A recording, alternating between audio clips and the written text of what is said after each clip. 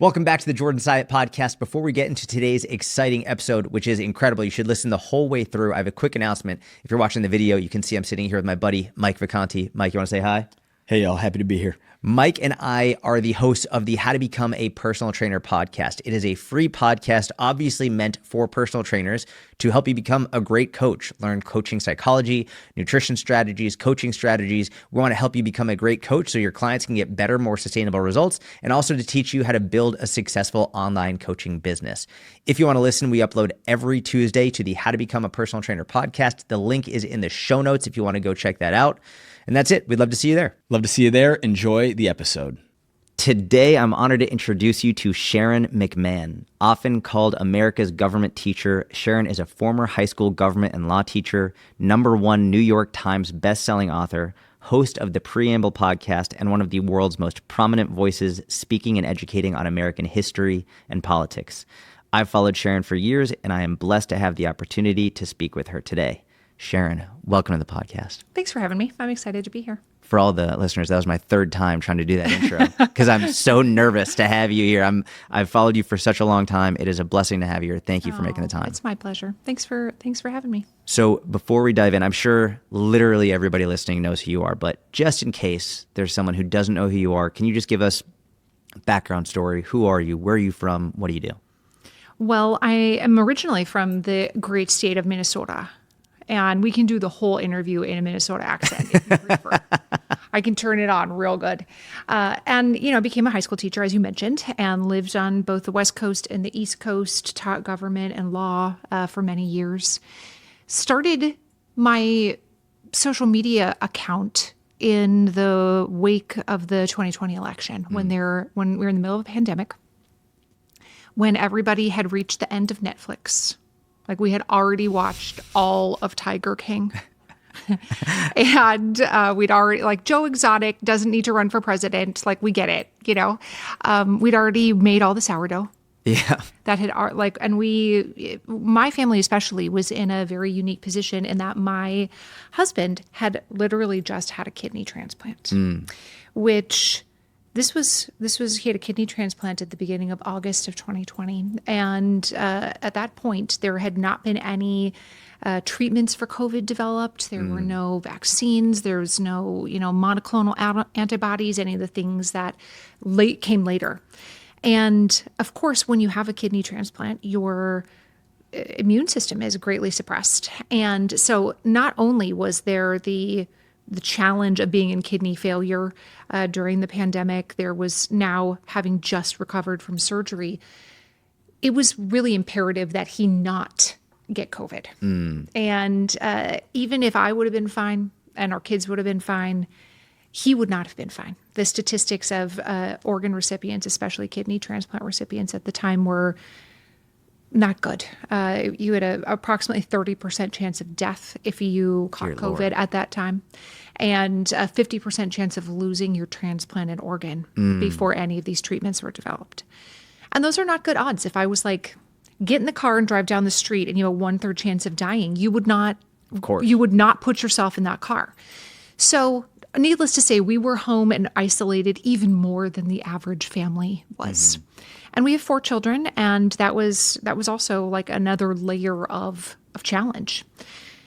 So all that to say, I had more time on my hands at home than I'd ever had in my entire life, having run businesses and been teaching the classroom.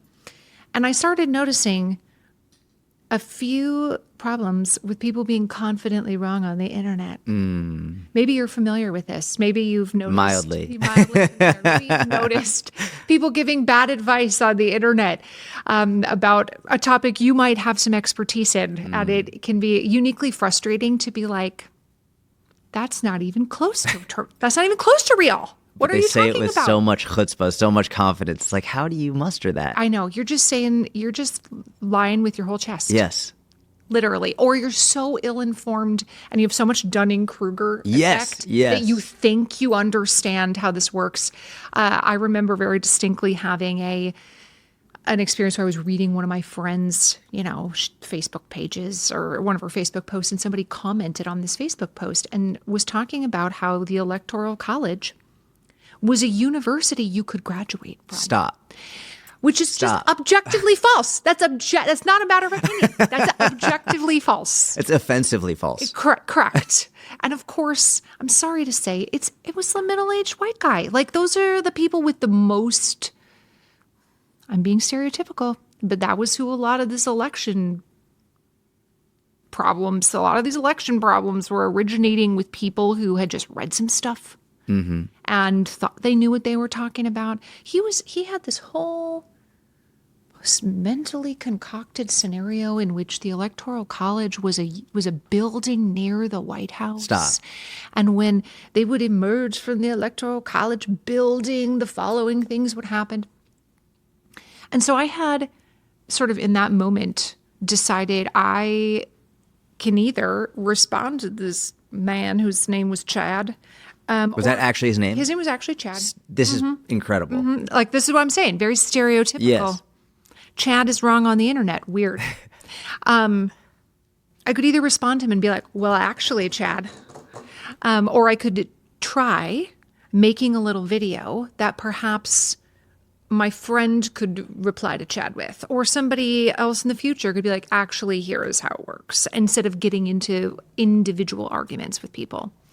So that's what I did. I made a little video. Was this your first video for social media? This was my first video. I had a social media account because I was a photographer before. So I displayed my work online, but it was my first video where I had ever made any kind of government content. Were you nervous? Yes, of course. I was not nervous to make a video because I'd been making little photography videos, and here's the wedding that I took pictures of and all of these kinds of things. I've been doing that for a while. But it's always nerve-wracking when you're talking about politics. And it's nerve-wracking when you're talking about an election that was out of the ordinary. There was a tremendous amount of contention, as everybody knows. Nobody, it doesn't matter who you voted for in 2020, nobody's like, let's do that again. Right? Like, everybody believes that was a very crazy experience. It was not a positive experience. And in the video, I specifically did not use either candidate's name.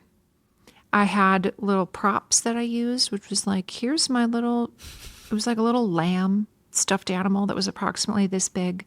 And I forget what the other animal was, but they were these little animals that were about this big. And I gave them obviously fake names because what I didn't want is for people to assume, oh, well, she said that candidate's name with a certain inflection. Of course, she made it in her fake scenario that he would win. You know what I mean? Like, I didn't want that to be what was inferred. You had a lot of foresight into how social media works before you really started doing this. I didn't want that to be inferred. So I made up fake candidates, made them little animals, so that people could hopefully understand the concept without getting their hackles up about, their perceived preference.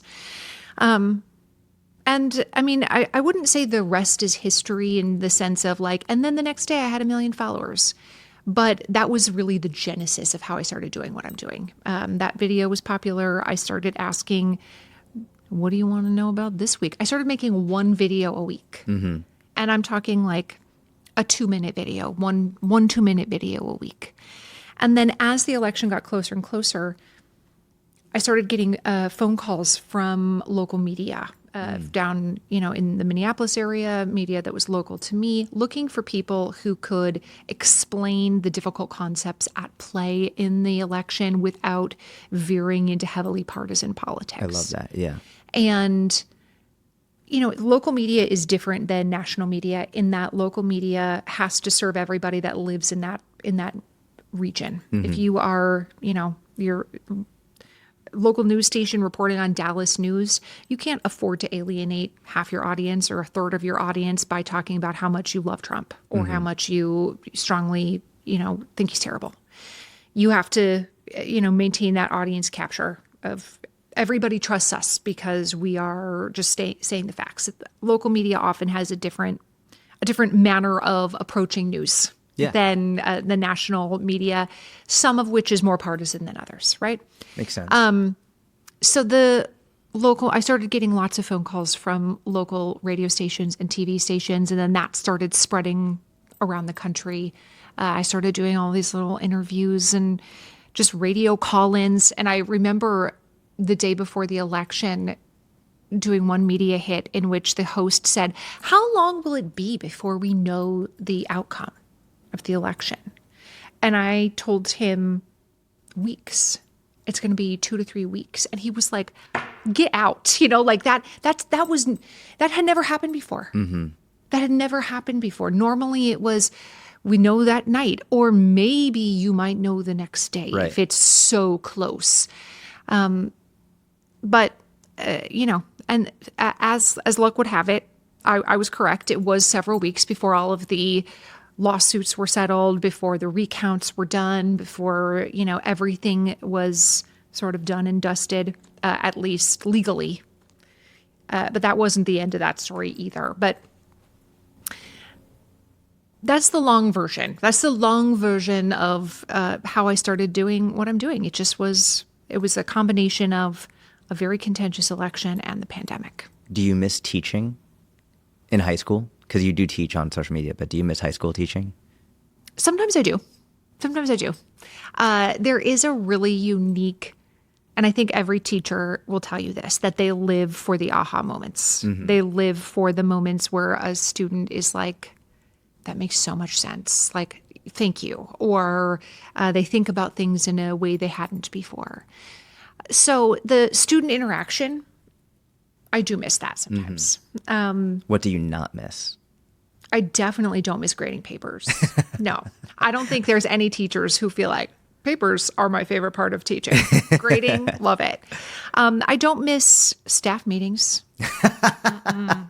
No, don't sit next to me at a staff meeting. This could have been an email type thing. And it's always, there's always one person who has gone rogue in a building. That's just how buildings with hundreds of people are, right? There's always one teacher who's gone rogue. And, but then the whole staff has to be subjected to the actually don't come in at 9:30 when school starts at 7:25. Actually don't do that. And you constantly feel like, and I'm not, so I'm free to go, right? So I don't miss the staff meetings. I don't miss the bureaucracy of how challenging it can be to operate in that environment. I do like working for myself, but I do miss the students. Yeah. Yeah. Do they follow you on social media and message Yeah, some of them do. That's awesome. Yeah, some of them do. They sometimes email me. It's really fun to see where the careers that some of them have had. Some of them are on TV now. That's awesome. And that's really fun to see them. That's very cool. Yeah. So I think I started following you in 2020, right around pretty early on. You're like an OG, Jordan. Pretty early on. Yeah. I remember, and what I really loved is it was very nonpartisan and it was just educational. This is how the government works. Mm-hmm. How do you feel your content has changed or progressed over the last now almost 6 years? Mm-hmm. Mm-hmm. Times have changed, right? Things are different now than they were 6 years ago. And I still think at the core of what I do is a set of principles that are not, in which I don't have any allegiance to a political party. I don't belong to a political party. Minnesota actually has a great voting system in which you don't have to register with a political party to participate in primary elections. I like that. Unlike many states. Mm-hmm. So I don't have any allegiance to a party. What I do have is an allegiance to the principles of democracy, and that has never changed. Some of the things that have changed are the facts on the ground. And the facts on the ground now are different than they were 3 years ago or 5 years ago. And I think it's, one of the things that drives me is an allegiance to the truth. Mm. And it would be untrue to say this thing that's happening right now is normal because I really like this person. Mm. That's actually not principled. Correct. If I really like you, and you're corrupt, that is not a principled take. So to me, I do think my content has had to keep up with the times, and the times have changed. It's a very challenging. I'm trying to think of the right way to say this. It's been a challenging year. It's been a challenging year in politics. It really has. No matter which side of the aisle you find yourself on, the majority of Americans, this is not my opinion, this is borne out by, polling data, the majority of Americans think the country's headed in the wrong direction. Yes. And the majority of Americans have a lot of fear of the future. And the majority of Americans feel really exhausted. Yep. By the onslaught of new things to pay attention to, and so my content it's important to me to meet the moment. If I was ignoring all of those facts and just being like, "Hey guys, checks and balances. Hey guys, 3 branches of the government, you're not allowed to just tariff people without congressional approval." And then what actually happens is tariffing, laying tariffs on people without congressional approval. That's not meeting the moment. If I just say you're not allowed to, but then it happens anyway. So, yeah, the moment has changed. How much do you think of the fear, anxiety, anger, etc., is driven by an over access to information as opposed to anything new that's happening?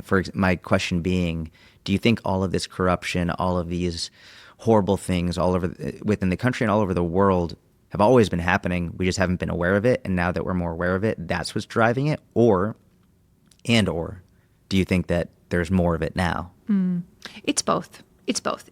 There's no doubt it's always been there. Like we can look back and look back at the extraordinary corruption of, say, like the Warren Harding presidency. He was only president for a short time. He died in office. And a lot of the corruption actually wasn't revealed until after he died. But corruption is not new. It is actually human nature. And it's not a good part of human nature.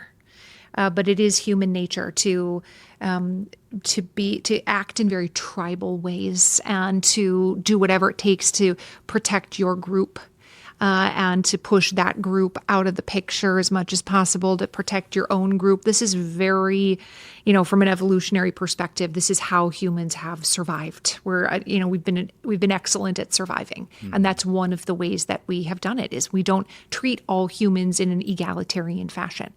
And that also comes with a big downside in a very interconnected, very heterogeneous population like we have in the United States. The downside of that is we have developed strong biases towards people who are in what we perceive as an outgroup.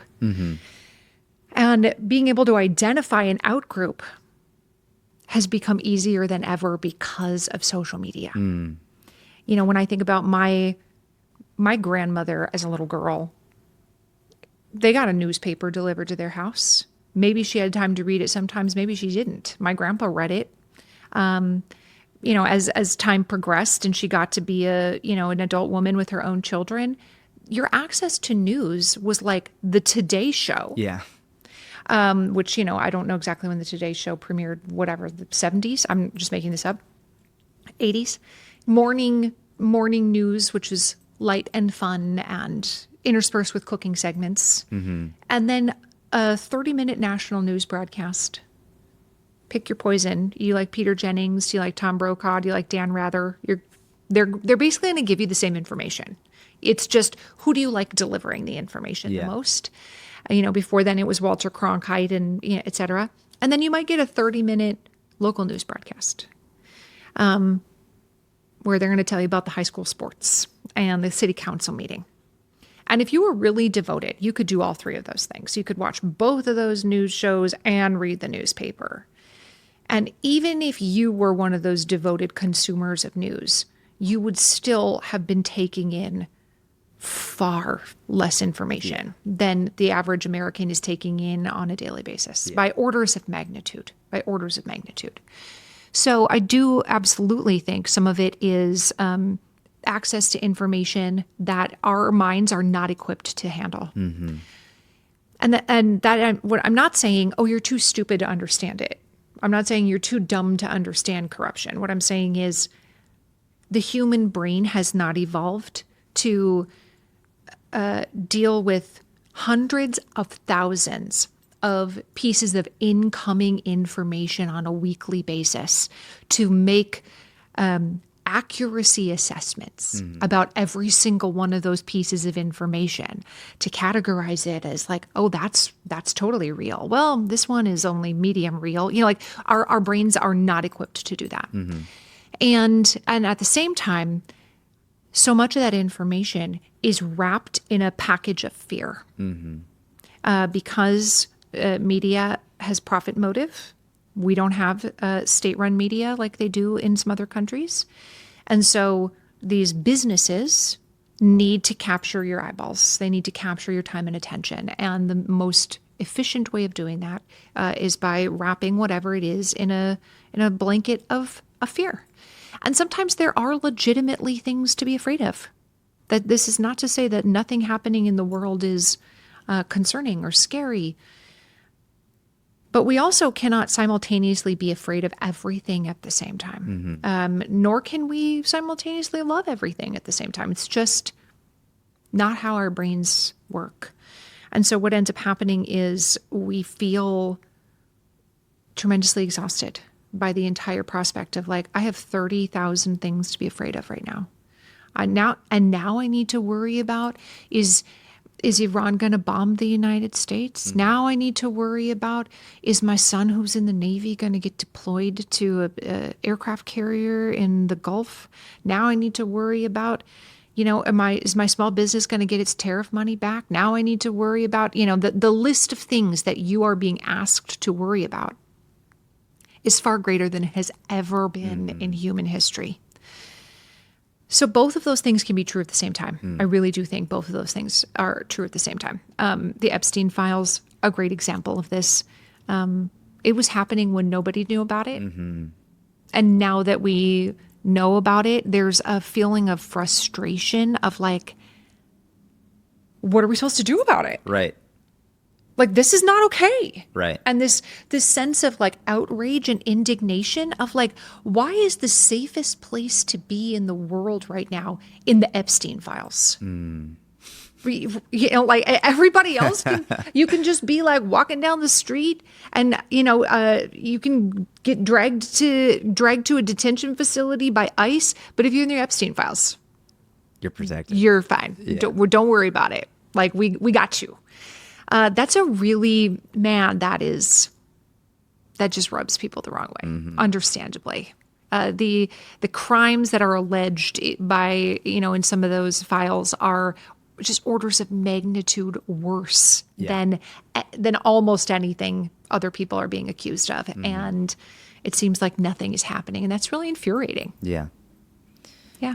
I completely agree on all of that. And in addition, with the influx of things you're supposed to care about, never mind like the images of horrors all across the world. It's like, and you have to care about this one and care about this one, and you do want to care about them, but it's like, I don't understand it, but I just see these horrific images. This shouldn't be happening. It's the exhaustion, the fear, the anxiety, I feel like is absolutely horrible. And so yeah, that was a wonderful answer. So thank you for that. So I spoke with you a little bit before we started recording. The two main things I want to discuss with you are Iran and the SAVE Act. But before we get to these heated topics, I want to talk to you about one of my all-time favorite books, a book that you recommended and have read with your book club. It's authored by Jonathan Haidt, and it's called The Righteous Mind, Why Good People Are Divided by Politics and Religion. I have to say thank you for recommending this because this book is absolutely extraordinary. Is there anything about that book that you personally loved and you think would be useful for people to learn and understand, especially at this time? What a great question. And one of the things that I took away from reading The Righteous Mind is about how people's brains are wired. That people who have a liberal political bias actually have different brains than people who have a conservative political bias. And that's not to pit one against the other. It's just scientifically, we know that people who are on one side of the spectrum are more motivated by feelings of purity and motivated by feelings of fear of protecting what they have. And another side of the spectrum is motivated by a sense of equality and wanting to see everybody treated fairly. And that, again, that's not to say one side is superior. I actually think you need all of these kinds of people. Yes. What we need is not an elimination of one of these groups of people or one of these tribes or one of these outgroups. We don't need an elimination of that. What we need is for both sides of the spectrum and everything in between to be functioning in a healthy manner. And I fear that is one way that we have sort of that we're missing the mark in America right now, is that we're not operating in a manner of healthy disagreement. That's one thing that I took away. But another thing that I took away is how wedded to our own beliefs we are.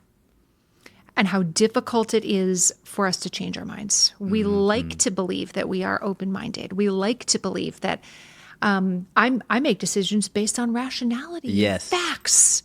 When in reality, some of us do have a little bit better ability to divorce ourselves from the emotions surrounding a feeling. That's just, it's easier to compartmentalize for some people.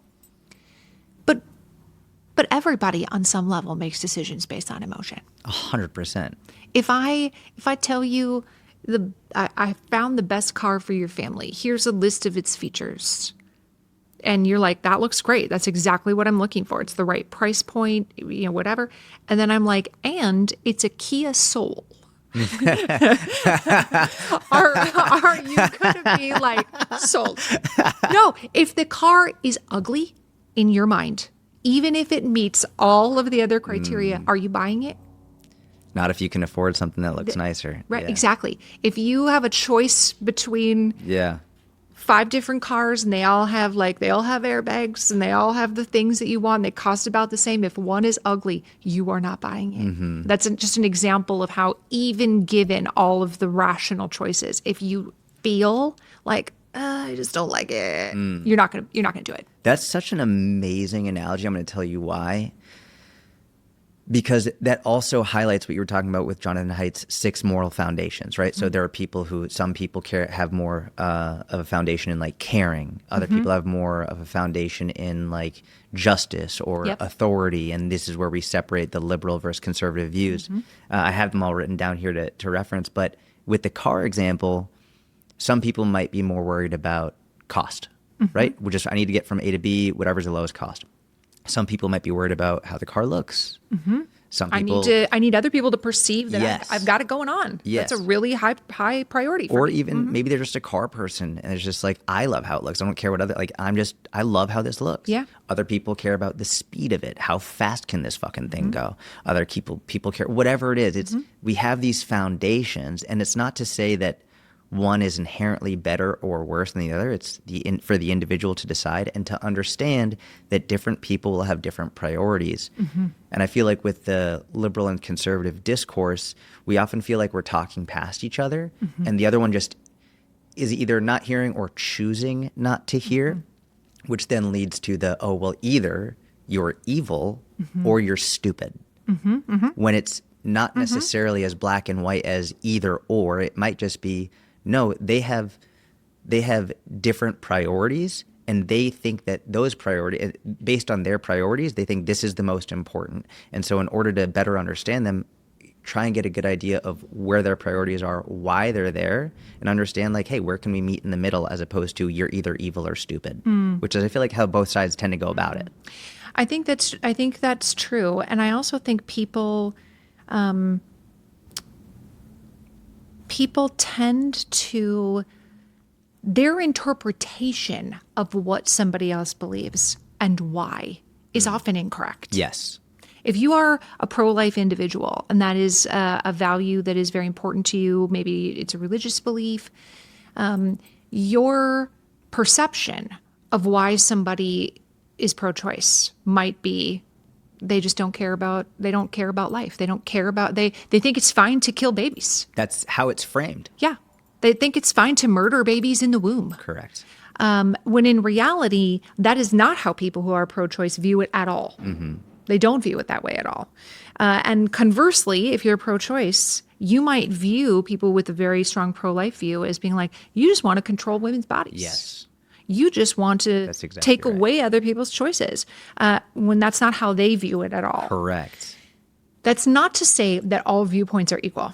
And that's not to say that all choices are neutral on a playing field and that any of these are acceptable. And I think this is where, you start getting into gray area, right, where nuance is required. Yes. There is a difference between somebody arguing that we should have a national sales tax and somebody saying we should raise corporate tax rates. Mm-hmm. Like, those are legitimate arguments we could have. Like, how do we pay for what we need? Yep. I can make an argument that we should have flat taxes and that the IRS is really inefficient and that, billionaires are not paying their fair share because of the way the tax code is structured. I can make arguments to the converse.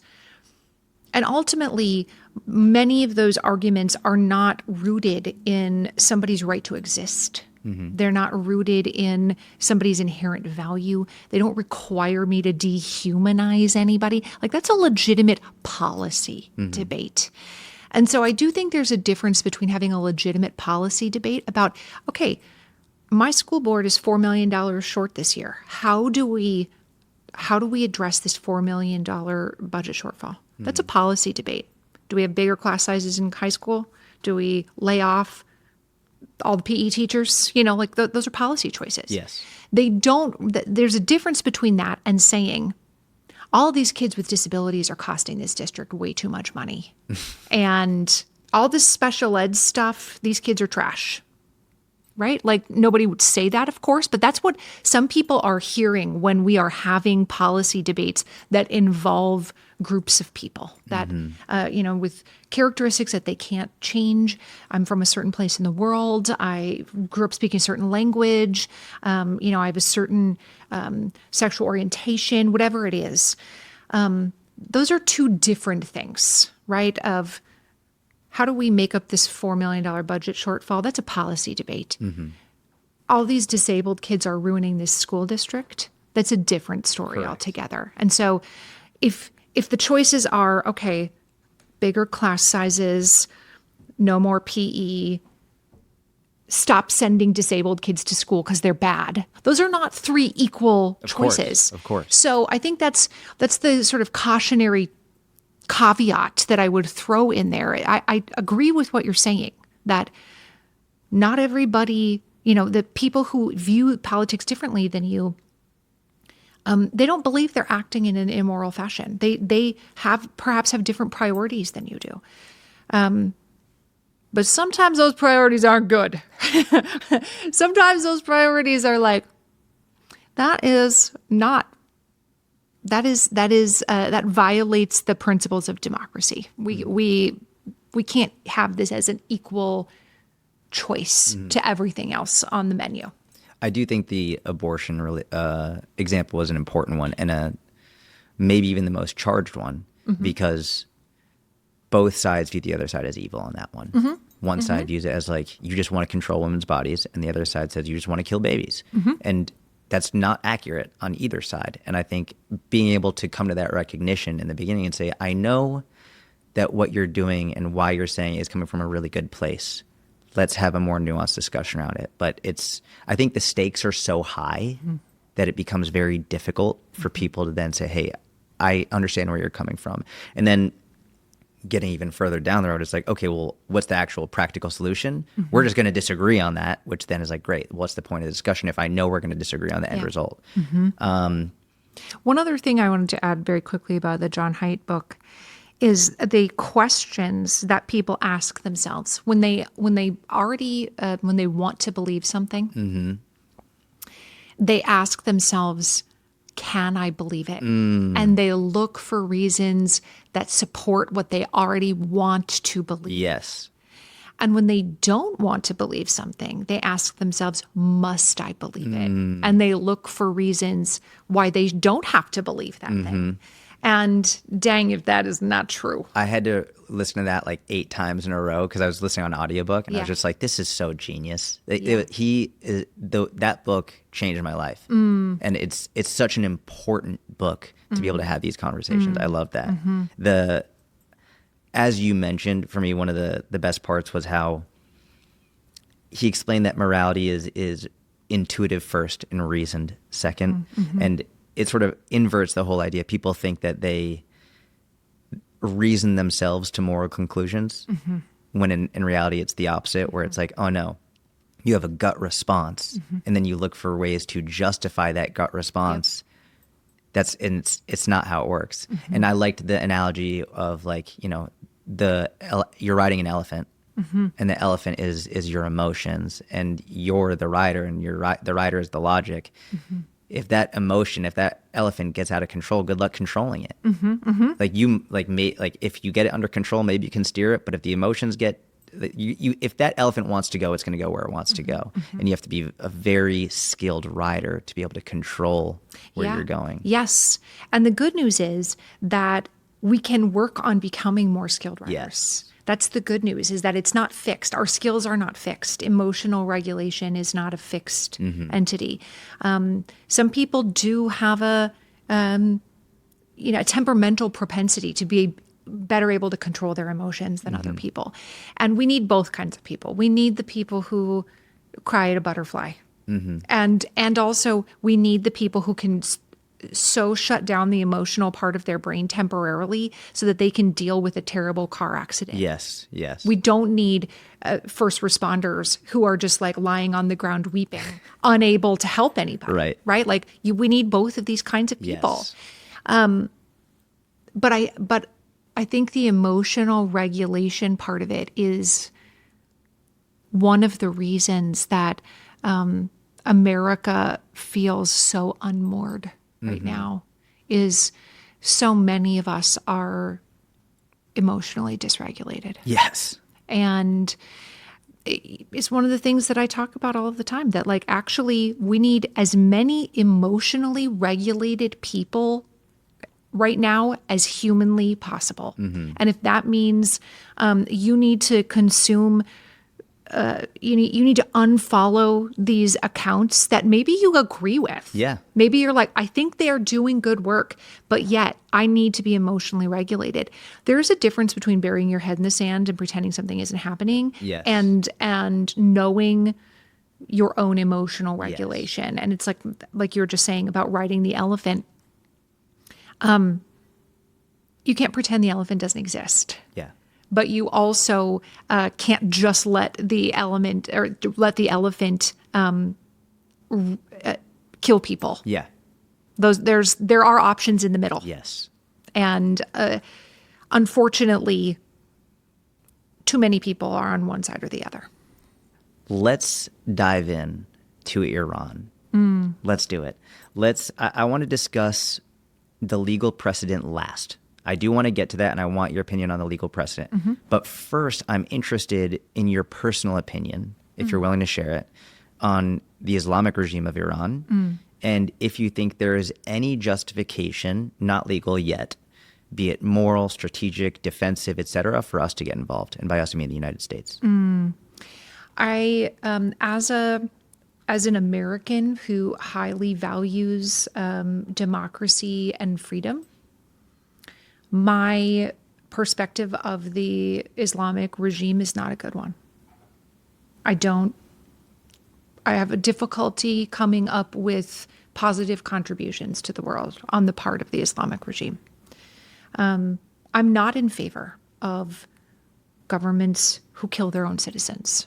I'm not in favor of women having no rights. I'm not in favor of people living in fear of being poisoned by the secret police. Those are not positive contributions to the world. I, of course, believe people should be free to practice their own religion. And that goes for people in Iran, and it goes for people who are Muslim in Iran, but it also should go for Christians or Jews or other groups in Iran. Those are my, admittedly, American values. Mm-hmm. Had I grown up under the Islamic Republic, and had I been taught that following the Ayatollah was a righteous endeavor, I might have a different perspective. And I might have been raised to believe that this is a path to paradise. I might have been raised to believe that this is how you honor your family. I don't share that view, but I can understand how somebody may have arrived at that conclusion, even if I don't share it. But to your point from a few minutes ago, I would imagine you would say, even if that's what you were raised, it's not necessarily accurate. It's not necessarily right. I don't know if it's right to, I don't know what a Muslim's path to paradise is, right? Like I can't give you what the facts are on that. That might be your personal religious belief, and we're all entitled to those. But I can tell you that, according to my values and according to the values of nearly every religious and moral tradition in the world, it's not right to kill innocent people. Correct. It's not right to murder girls for not covering their hair appropriately. Mm-hmm. It's not right to, some reports say the government recently killed 30,000 civilians who were in a week. Yes, in a week for protesting their regime. I don't think that's right. I don't think that's moral. And again, I don't think Islam teaches that that's moral either, which is why theocracies are a problem. Mm-hmm. Any kind of theocracy, in my opinion, according to my American viewpoint, I think a theocratic regime is a problem. When you start co-opting the language of religion and interspersing it with the symbols of the state government, I would challenge you to show me one theocracy that has led to peace and freedom for its citizens. Correct. So those are just a few of the problems that I have with the regime. Yeah. I also don't believe in this idea that you get to inherit leadership because you're in the right hierarchy in the religious group. Again, that's antithetical to my values. So I don't have a good opinion of the regime. I do respect people's right to practice their own religion as long as it does not violate people's human rights. Mm-hmm. If your religion teaches you that it's fine for you to come to my house, kidnap my child, and kill her, then we have a problem. Yeah, right? Of course. If your religion says, go to this location and say these prayers and live by these values and, follow these fast days or whatever, that's not hurting me. Mm-hmm. That doesn't impact me in the slightest. I think you should have every right to do that if that is what your beliefs teach you. But when you start violating the human rights of other people, that's right. That's where we start to diverge. So, yeah, I mean, that's my personal opinion of the regime. To your point, someone based on their beliefs wants to come into your house, kidnap your children, God forbid, whatever it is. I might understand how you came to that belief, but it doesn't make it right. That's exactly. Yeah. It's like if somebody is raised in an abusive household and then they grow up to beat their own spouse. Yeah. The fact that they were raised in that environment offers an explanation, but it doesn't offer an excuse. Yeah. As for the U.S. striking Iran, obviously partnered with Israel, but more from a U.S. perspective, do you think there's a justification for, and again, whether it's moral, whether it's strategic, whether it's defensive, do you see a legitimate justification for this strike happening? I definitely understand the desire to prevent a regime such as the Islamic Republic from obtaining nuclear weapons. I definitely understand that. The world is not better off if that regime has the ability to destroy entire groups of people based on the weapons that it has. So I understand that. And I understand that, this is actually almost the entire international community agrees with that. That's not just a belief that the United States has. That's a belief shared by most of Iran's neighbors. Yep. That's a belief shared by all of Europe. Yep. And I would imagine if we did bigger surveys, we could find lots of other countries who would agree. But of course, it's close proximity neighbors have a lot of feelings about that. So, which are Muslim countries. Yes, predominantly, yes. Have been attacked by Iran since this whole thing started. Right. Who they're just like, oh, so our hotels now? Right. You're just going to fire missiles at our hotel? Right. It's clear that Iran has been planning for this moment. Yes. For many years. The whole leadership situation is a separate issue, but it's clear that they didn't just wake up one morning and say, the Fairmont Hotel. Like that wasn't just like a beep, beep, boop, boop kind of situation, like they strategically began to strike countries that have military partnerships with the United States, countries that allow the United States military to operate out of their countries. It's not accidental that they picked the places that they do.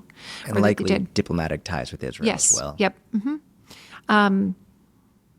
Because there's not a strong case to be made that these other countries that were hit by Iran were posing a direct threat to the regime. Cyprus. Yeah. The hell is that? Right.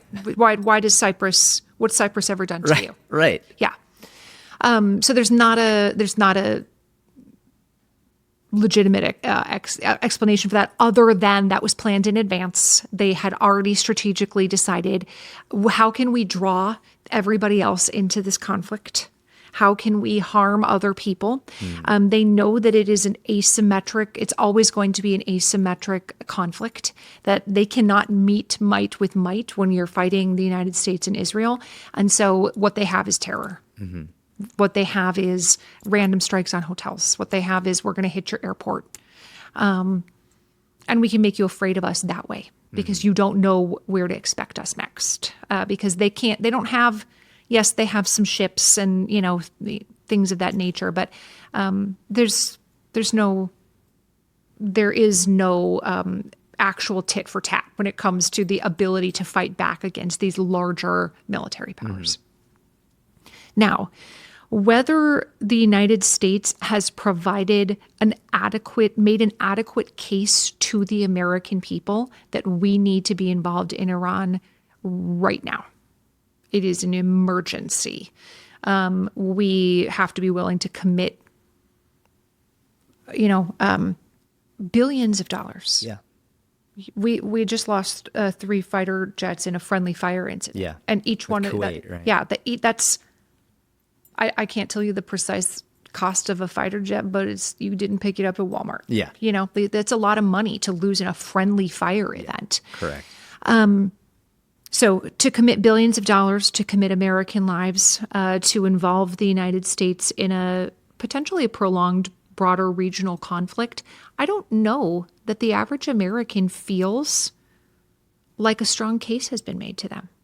I actually was thinking that, the State of the Union happened not long ago. In my mind, one of the things that I thought the president was going to do and didn't do was use that speech to lay out the case for, you knew that he wanted to go into Iran. He's been planning on it. We've been moving equipment there, been holding talks in Switzerland. We've, sent the world's largest aircraft carrier right nearby. So it was obvious that it's on the president's mind. And I thought he was going to use the moment that he had America's ear to say, here is what they've done. Here is why we must respond. Here is why we must respond right now.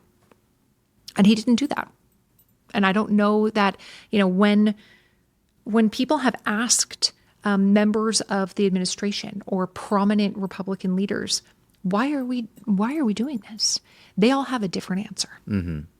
Mike Johnson is like, they have bad religious beliefs. Like that, I'm paraphrasing, but that's the gist. That's not an exaggeration. You've heard arguments about, well, they were going to try to do more nuclear weapons. Even though we destroyed much of their nuclear capabilities, they were going to try to build it back. You've heard some people saying they wouldn't agree to give up their ballistic missile program. They're going to continue to try to get long-range missiles. You've heard some people talk about how the Ayatollah is a bad guy, that the people want change. That's why they're protesting on the street. And you've heard Trump say things like, help is on the way. So we've heard all of those answers and more, which to me indicates inside the United States government a lack of actual reasons. If you had, and I'm not saying that none of those things are true, by the way. I'm not saying that Iran's missile program is not a threat to the world. I'm not saying they won't continue to be the world's largest state sponsor of terror and that their neighbors in particular are threatened by that. I'm not saying that none of those things are actually happening. What I don't think the American government has is a clear understanding of why they're doing what they're doing. Do you think they don't have a clear understanding, or do you think they just aren't sharing it? Oh, I don't think they have one. If they had one, they would share it. They could gain way more public support for it. Like George W. Bush laid out a case for why we had to go into Iraq. They have weapons of mass destruction. Yeah. Now, that ended up not being true. But he made the case to the American people why this was just. Mm-hmm. And a lot of people disagreed. And they didn't like W because of that. Mm-hmm. But it does not behoove it does not behoove the administration to not have a unified message. I agree. It definitely is not good to have a unified message. My thoughts are, I just don't think Trump cares about the support for it or not. He hasn't ever seemed like the person who gives a shit. Like he's more just like, I think this is right. I'm going to do it. Why do you think, in your perspective, why do you think he thinks it's right?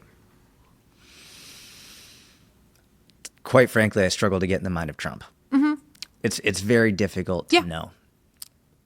And my own biases cloud a tremendous amount of my ability to even remotely. I think on my best day, it would be difficult to get in the mind of Trump, but especially with something that I feel very strongly about, having a lot of Iranian friends, having a lot of knowledge about the horrors that people are living through there.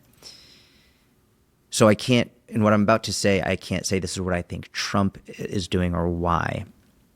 For me, it is a twofold moral and strategic necessity that is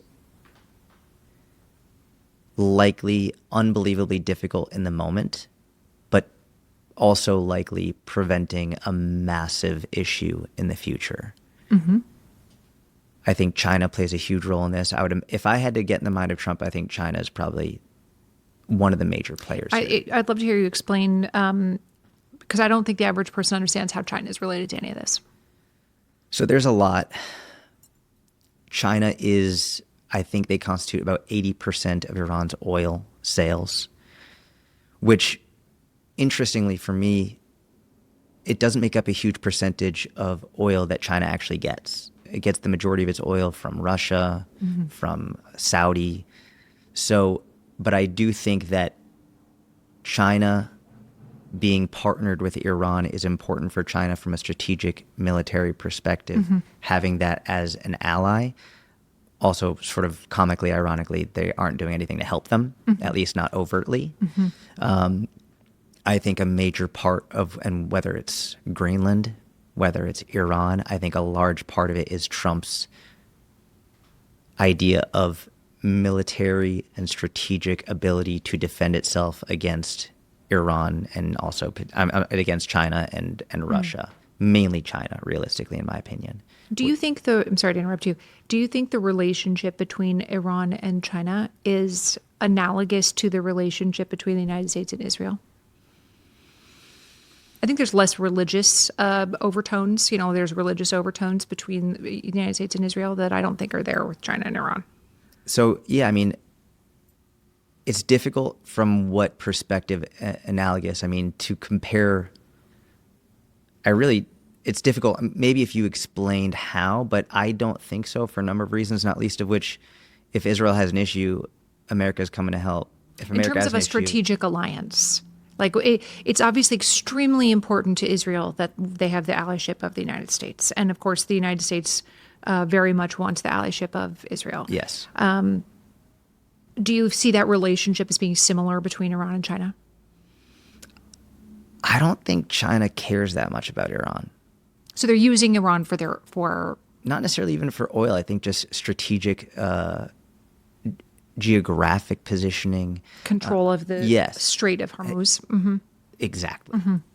It's incredibly important. I think that's why we saw, for the first time since World War II, a submarine sink another submarine. I think that's why the U.S. is going after naval ships and the naval fleet in Iran to make sure that, if that gets blocked, we're seeing huge economic issues. So quite frankly, I think Iran cares more about China than China cares about Iran. Well, of course, the United States is also concerned about China's Navy. Yes. That they are outbuilding ships. They're outpacing us in shipbuilding by, I don't know the exact amount, but we are nowhere close to having the number of ships that we should have in order to keep pace with the Chinese military. So I wonder, too, if there's an appearance of, we'll just sink all your ships. Don't mess with us. Yeah. Like, you don't think we're going to sink your ships? We are. Yes. I think that perfectly encapsulates how Trump speaks. Literally, in regard to Iran, he said, we'll bomb the shit out of you. I think that's a major part of what he does. And even going back to the State of the Union, why he wouldn't talk about it, I think they were still in negotiations. And I put negotiations in air quotes because they knew they were going to do it anyway. Yeah. I'm assuming he likely didn't want them to be on more high alert. It makes sense to me that he wouldn't have brought it up at the State of the Union to almost seem like, hey, we're not even thinking about this right now. We're in negotiations. Don't think about it. That makes sense as a strategy to me. And I don't think that Trump is one to really care about public opinion as much as other politicians. I think he cares a lot about public opinion. In what capacity? That's all that he's motivated by, is how much people like him. I don't think so. I think if he cared about what people thought about him, he would speak very differently. He cares about pleasing the people who already love him. Yes, he does absolutely. not care about winning new converts. That's exactly right. He does not. He's not like, hey guys, I'm a president for all of you. Correct. He doesn't make any bones about the fact that I'm a president for Republicans. The rest of you can go die. He says that about it, at Charlie Kirk's memorial service. He talked about, I'm not like Erica Kirk. I'm not going to forgive my enemies. I want my enemies to die, essentially. Again, I'm paraphrasing. So, I think you're right in that he doesn't care about everybody's opinion of him, but he very much cares what his base thinks of him. Yes, I agree with that. And maybe he just feels like my base will go along with whatever I say. Yes. And so I'm not concerned about this. And historically, if someone even close to him disagrees with him, they're out. Oh, yeah. As soon as they are disagreeing with him, it's cut off. You're gone. You're dead. Kristi Noem is out. Did you see that? No. He fired Kristi Noem. Stop. Literally 10 minutes before I got here. Stop. Yep. She's gone. Not because she disagreed with him. tried to be his mouthpiece. But she had hearings in the Senate yesterday. I know this is a change of subject. No, it's okay. We can cut this if we need to. No. Hearings in the Senate yesterday, hearings in the House today, made an absolute fool of herself. She just looks terrible. And the Republicans are attacking her. Republicans are saying things like, why are you spending $270 million on a Department of Homeland Security ad with yourself in it? Why are you writing in your book that you shot a 14-month-old puppy? Like they were bringing up the puppy killing again yesterday. Everybody knows, this is a Republican. Everybody knows you don't bring a 14-month-old puppy to a hunting party in which there's a lot of people, guns and dogs, and then you shoot them, and then you also shoot a goat on the same day. You know, like these are things that make Trump look stupid. Yes. This is why I say he cares a lot about public opinion. And I agree with you, though. He doesn't care about a big chunk of the public's opinion. But if he starts to look stupid or his reputation is tarnished to the people he cares about, that he cannot handle. Correct. I completely agree. So she heard her long line of decisions, like the $70 million luxury aircraft that she says is needed to carry out deportations, but in reality has multiple bedrooms on it with like showers and queen size beds. The fact that she's openly having an affair with Corey Lewandowski. The fact that she, the list goes on. I could talk about Kristi Noem's leadership failures for a long time. The fact is that Republicans and Democrats on Capitol Hill do not think she is doing a good job. So literally 10, 15 minutes before I got here, he announced on social media that Kristi Noem is out. This was literally at the conclusion of her House hearings. Oh, wow. She got fired on social media. She's being replaced with a senator from Oklahoma, Mark Wayne Mullen. Really? So, and Mark Wayne is a new senator. He used to be in the House. He's, I think, if I remember correctly, he's only been a senator since 2024, if I remember correctly. Okay. So I don't even think he's been a senator for 2 years. Yeah. So that's part of what I'm saying is he cares a lot about looking dumb to the people he cares about. And she was making him look dumb. Yes, correct. I think if I look at his behavior, I think he cares a lot about legacy. And not to say his view of it is right, but I think in his mind, and the reason I'm saying this now, very recently he posted an image of these placards he put underneath pictures of former presidents. Yes. And at the White House. And number one, all the placards read like tweets. Yep. With like, there were capitalized words, and I'm like, basically disparaging people that he doesn't like and talking up people that he does like. And I was trying to analyze why would you do this? Why is this important to you? And I think in his mind, a lot of what he's doing is because in the history books, he thinks he will be looked at as a savior or as someone who did that. So I don't think he definitely doesn't care about getting public support from people who don't already like him. I do think he absolutely wants to appease his current crowd. But then as soon as someone in his current crowd either makes him look stupid or disagrees with him, he's like, fuck you. You're out anyway. Like, I don't care. I'm going to do it anyway. You're fired. So to say he's an interesting figure is... of course. There's no question. He's perhaps the single most interesting political figure, regardless of if you like him or not. Correct. He's going to be studied for centuries. Yes. He's going to be studied for centuries. Yes. There's no question. So back to Iran, do you have a prediction for how, and after this I want to talk about legal precedent.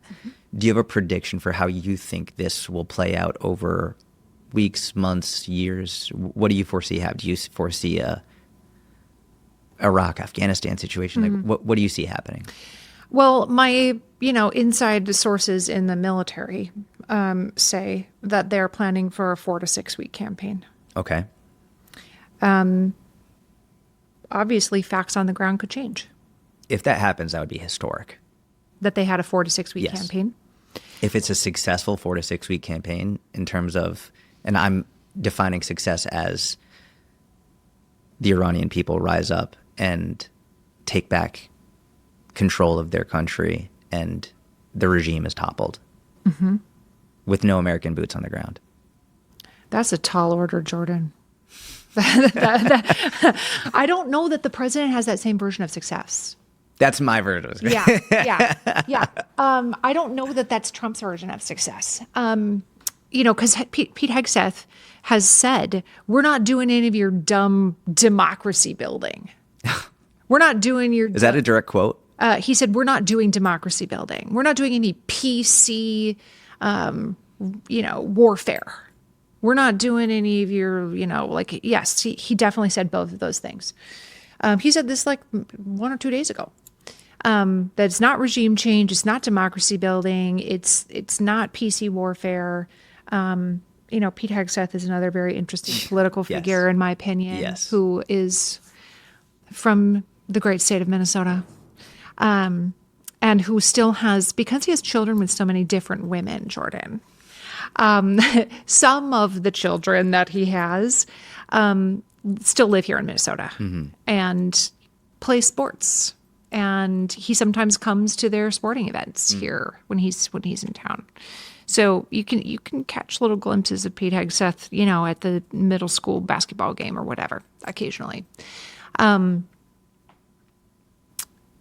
But I don't think Trump views success in Iran as they have democracy now. That's not how he viewed success in Venezuela. They left the regime in place and just gave it to the VP and scared the VP enough to be able to they scared her enough so that she would cooperate with them. And in fact, you can tell in the last several days that perhaps she has been getting out of line because there have been statements from the administration saying, we might indict you too. To Delcy Rodriguez, the current leader of Venezuela. We might indict you too. We're going to look into that. Like, to me, that is saying, you better get back in line. Yeah. I would say the main difference is Venezuela isn't an existential threat and the leading sponsor of global terrorism. Yep, that's absolutely true. And do we need to go into Venezuela? That's another different topic for another day. Do you think Iran is an existential threat to the United States? I think it absolutely could be. If it got a nuclear weapon? Yeah, absolutely. I mean, even the International Atomic Energy Agency made it very clear that they had a huge amount of enriched uranium to about 60%, which is far beyond any civilian use for it. They didn't need that. They are lying about why they had that uranium. There's no reason for it. It's an energy-rich country. It's an oil-rich country. They don't need that. There's literally only one reason they would need it, and never mind on top of their ballistic missile program, which could be used in order to deliver these missiles and bombs all over the world. Yes, I do. I do think it would be an existential threat to the world, not just the United States. And that is my highly biased view.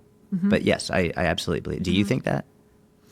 I do think if they had nuclear weapons, that they could be an existential threat to the United States. I don't think they're close to having nuclear weapons, even though they would like to have them. I totally agree that they want to have them, and that their excuse of like, oh, it's for civilian, blah, blah, blah. Like, I'm sorry, that's BS. Nobody believes you. Correct. But I don't think that they were, they've been days away from having a bomb for like 25 years. Yes. Or longer.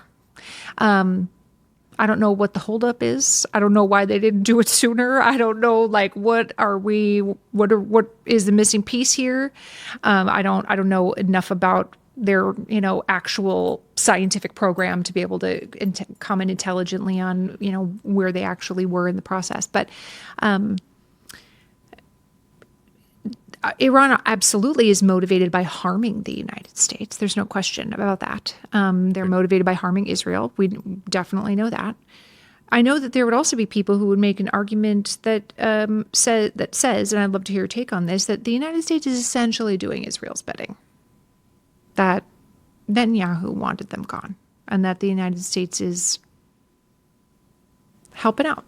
What do you think about that? My question is, in what world does Trump do anyone else's bidding? A lot of the people who say this are the first ones to say Trump isn't going to take any. He doesn't care what other people really think. He's not going to like be someone. He's not going to let someone else be his boss. In what world does Trump do someone else's bidding? I don't see that playing out realistically. A lot of people think Netanyahu is basically like Israel's Trump. So, and even in Israel, Yeah. Netanyahu, the love/hate for Trump is very similar to the love/hate for Netanyahu in Israel. A huge percentage of the population hates Netanyahu. Yeah. And a huge percentage loves Netanyahu. It's like a very close split. I think that one of the main differences is if you actually listen to Netanyahu speak, what a remarkable speaker.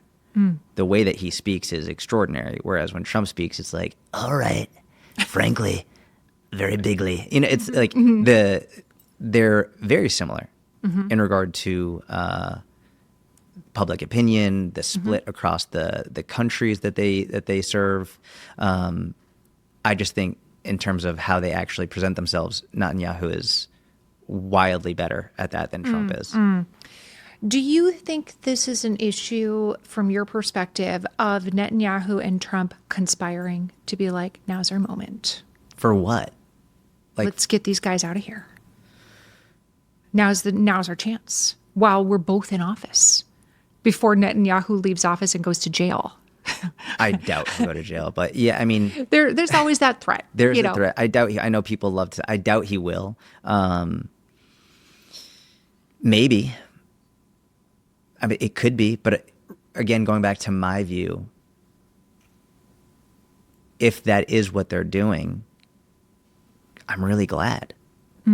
Because I think the Iranian people deserve it. They deserve the freedom. They deserve to topple this regime. They deserve to not live under this oppressive, theocratic, authoritarian regime that is slaughtering their people.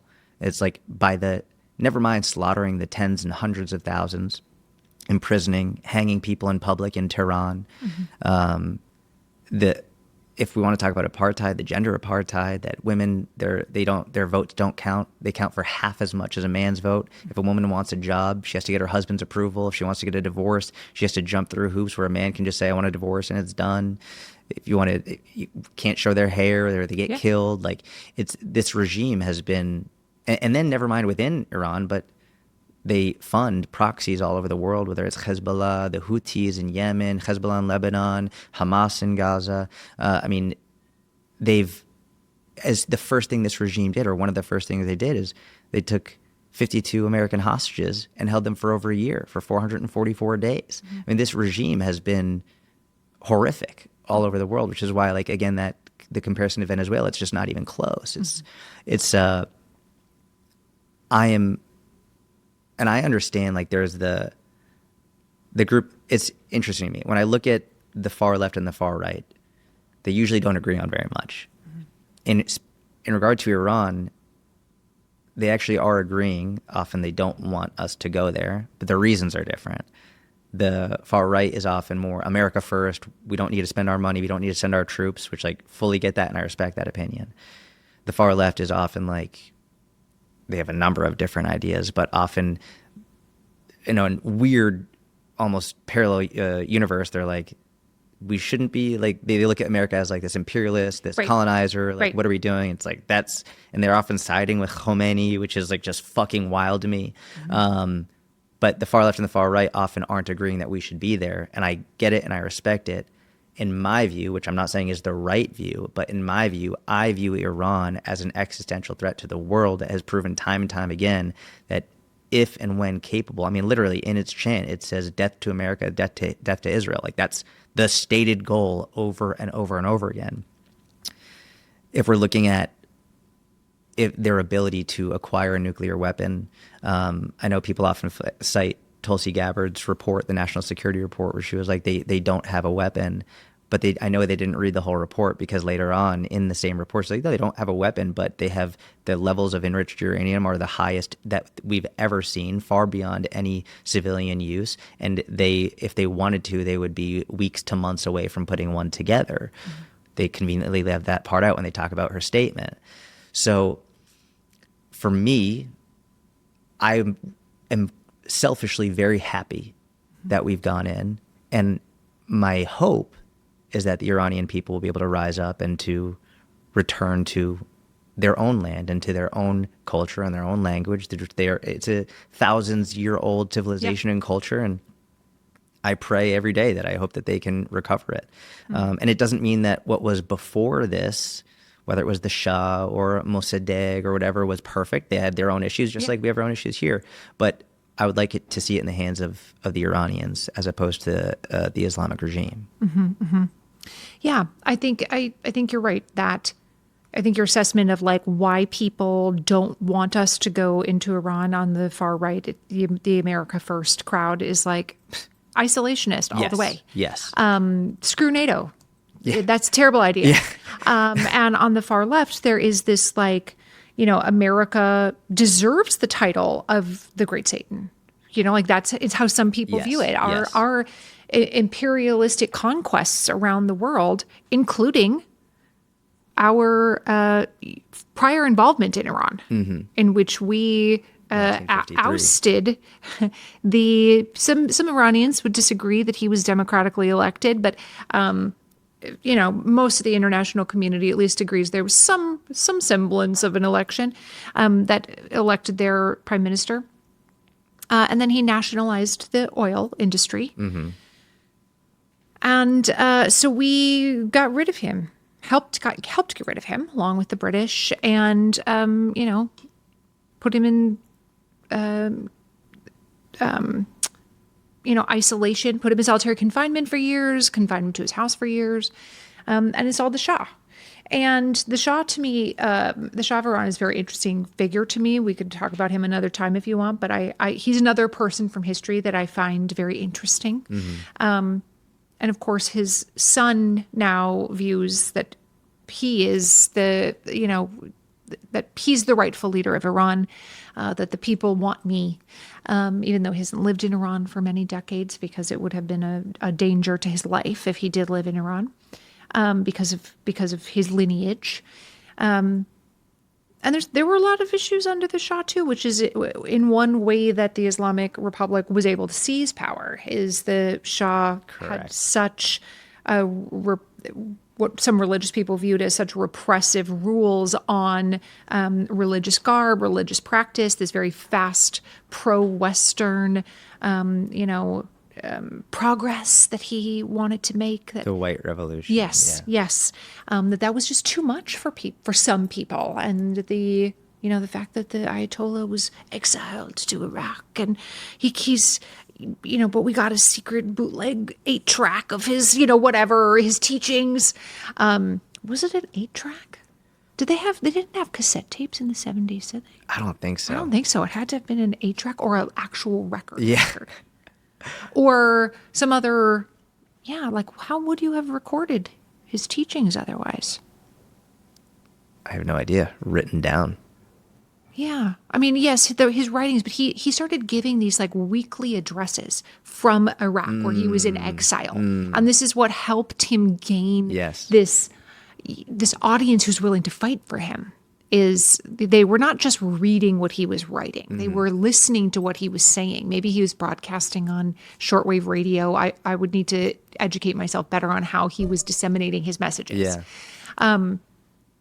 But you can see how the 79 revolution is an answer to the excess of the Shah, who is crowning himself the King of Kings. And, I mean, I too hope that the Iranians are able to have their own right to self-determination. Amen. In a way that is not coercive. The Ayatollah would say, "This is what Iran wants. They want me." I don't think that's true of most Iranians. Certainly true of some. But my perception is that most people yearn for freedom. Yes, correct. That most people, that is our heart's desire. Yes. That given the choice between authoritarianism and democracy, that most people will choose democracy. Mm-hmm. Maybe that makes me too American. I want your thoughts on the legal precedent now. I think we did a really good job of highlighting our thoughts and opinions on it, but legally, opinions aside, what is the legal precedent of the strikes in Iran, and what are your thoughts on how this administration went about it? There's a lot of legal precedent for, maybe I'm not talking about court proceedings. I'm just talking about other presidents who have done things similar to what he's doing. Lots of them have. And again, I'm not saying, that makes the choice right. I'm saying, this is not that unusual in the grand scheme of the presidency, especially in the 20th century, the later parts of the 20th century in particular, when it comes especially to Vietnam, which was never, the Congress never declared war in Vietnam. It was always just a police action, and that went on for decades. My father was a Vietnam vet who was injured in combat and died of his war-related injuries. So, I'm keenly aware of some of the effects of these kinds of, actions on the part of the United States. He enlisted. He was proud of his service, even when Vietnam was no longer popular, even when the tides of public opinion had turned against LBJ, even when people were like, we got to get out of here. We can't keep doing this forever and ever. He always felt like he had served his country. He did 2 tours in Vietnam, starting when he was 17 years old. Stop. So, and then literally lived the rest of his life with the effects of his service. Oh my gosh. So, there's nobody with an honest look at U.S. history who can say no president has ever done anything like this before. That's just simply not true.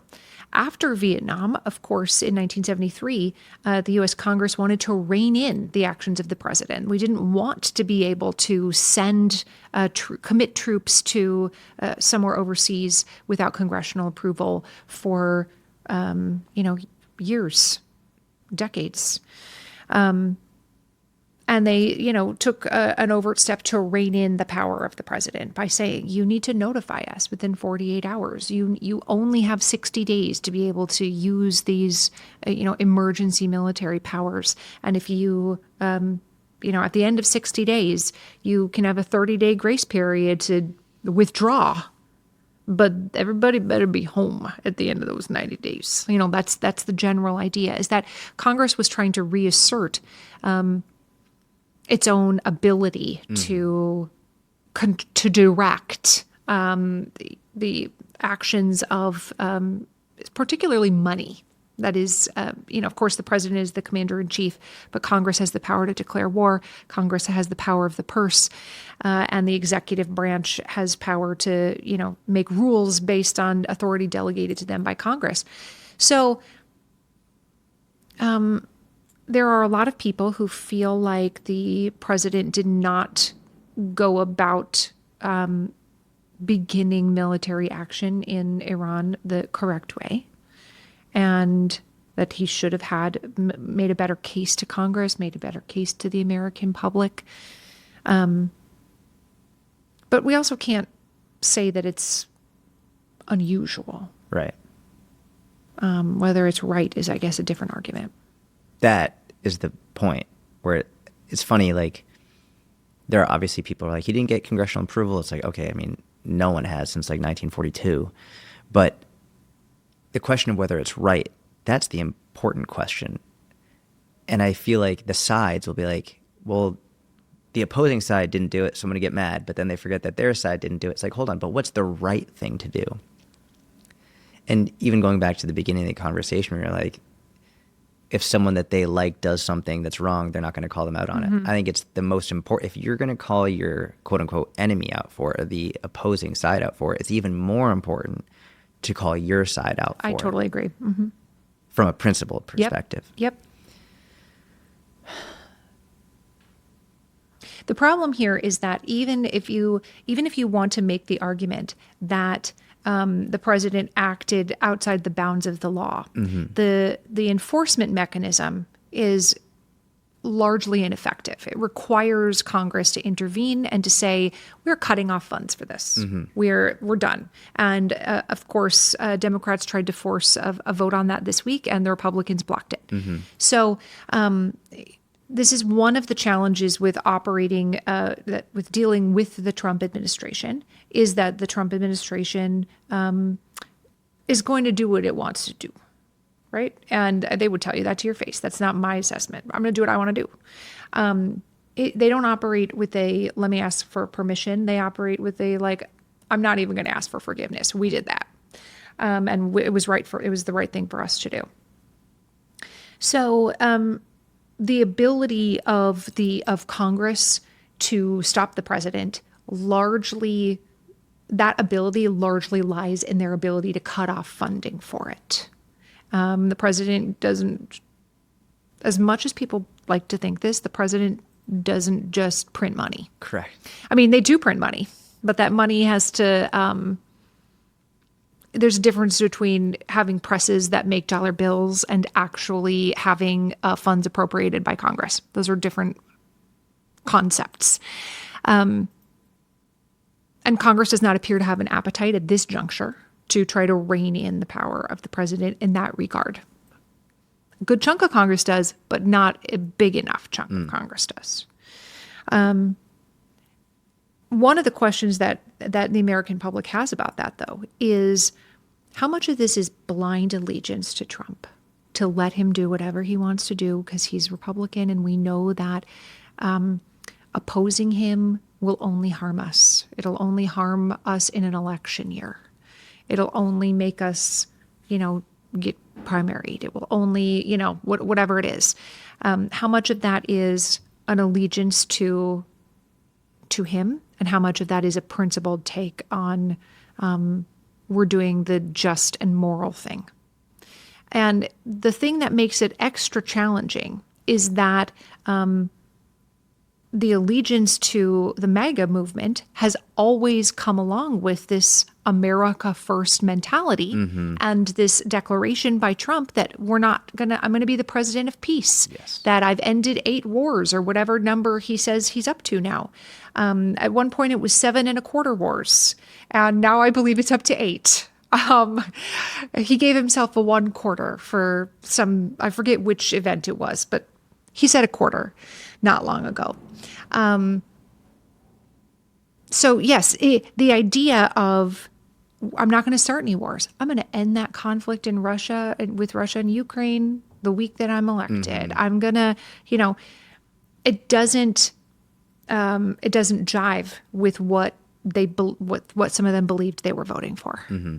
No more military involvement in places, like defense only.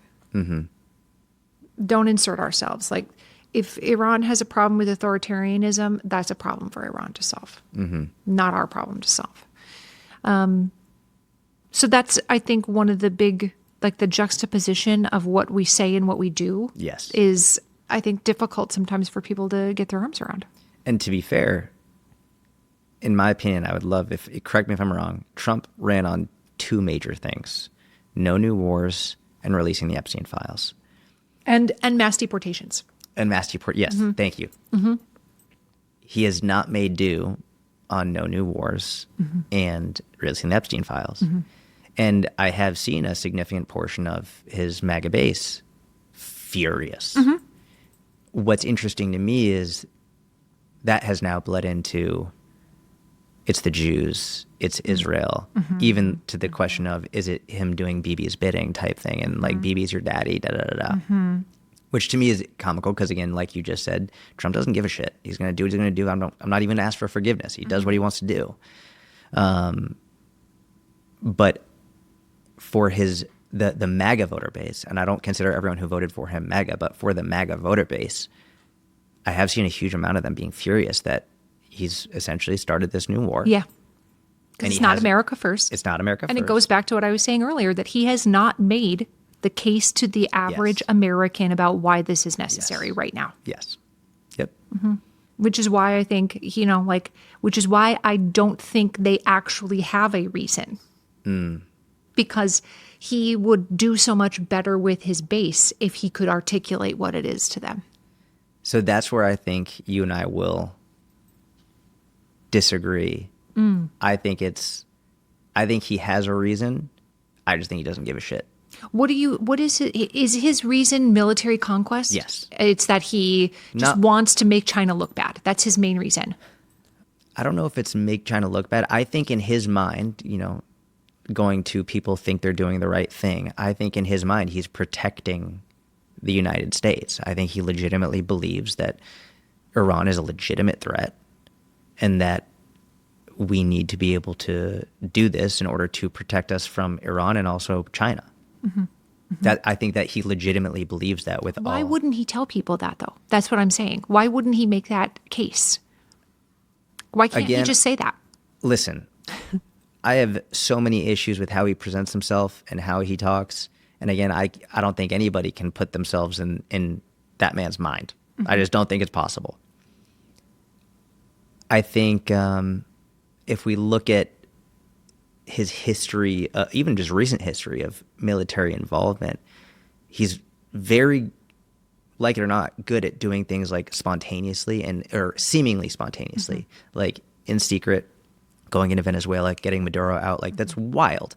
I think, and this is just me guessing, I don't know if this is true.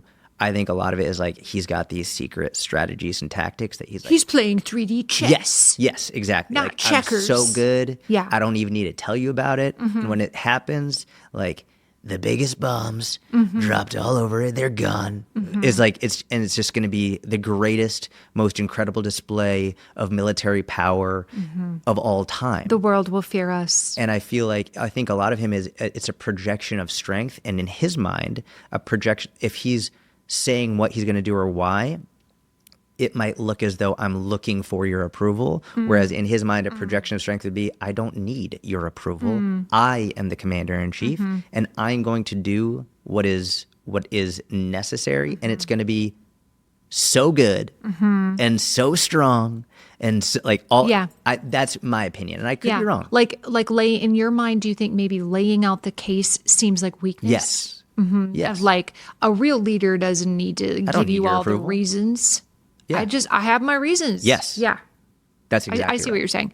I do. I see what you're saying. Let's move on to the SAVE Act. Without your personal opinion yet, I want that next. Can you just objectively explain what the SAVE Act is, what it requires, and how it differs from our current system? So elections are run by states. There's no such thing as a federal election in the United States. We have some federal rules about elections, like you're not allowed to violate the civil rights of individuals. You're not allowed to deny people the right to vote because of their race or their gender. We have rules about things like election day is, the second Tuesday or the first Tuesday in November. What we don't have is one federal rule governing every single state about how registration in that state must work. Why is that important? I'm sorry to interrupt. Why is it important that we have that, or why is it important that we don't have it? Why is it important that we don't have federal rule over the entire thing? When the Constitution was written, the framers of the Constitution were very afraid of federal overreach. That was one of their primary concerns, which is why we built in so many backstops against excessive executive power. What they were afraid of was a king who would come in and would declare himself the supreme leader and would never leave office, and there would be no way to get him out of office. And there would be, this massive ability to just sort of take over everything. So one of the things that they did was they reserved some power to the states. Power that was not explicitly delegated to the federal government was reserved to the states. And right now, we kind of understand that relationship in an inverse manner. We think because the federal government is supreme over the states, which it is, that the federal government gets to tell states what their power is. And in reality, it's designed in the opposite way. States reserve power to themselves, and states delegate power to the federal government.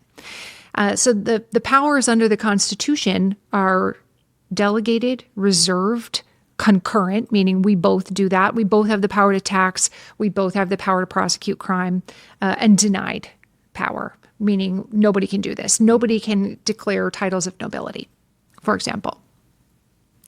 So it was set up in 1787 as a power reserved to the states.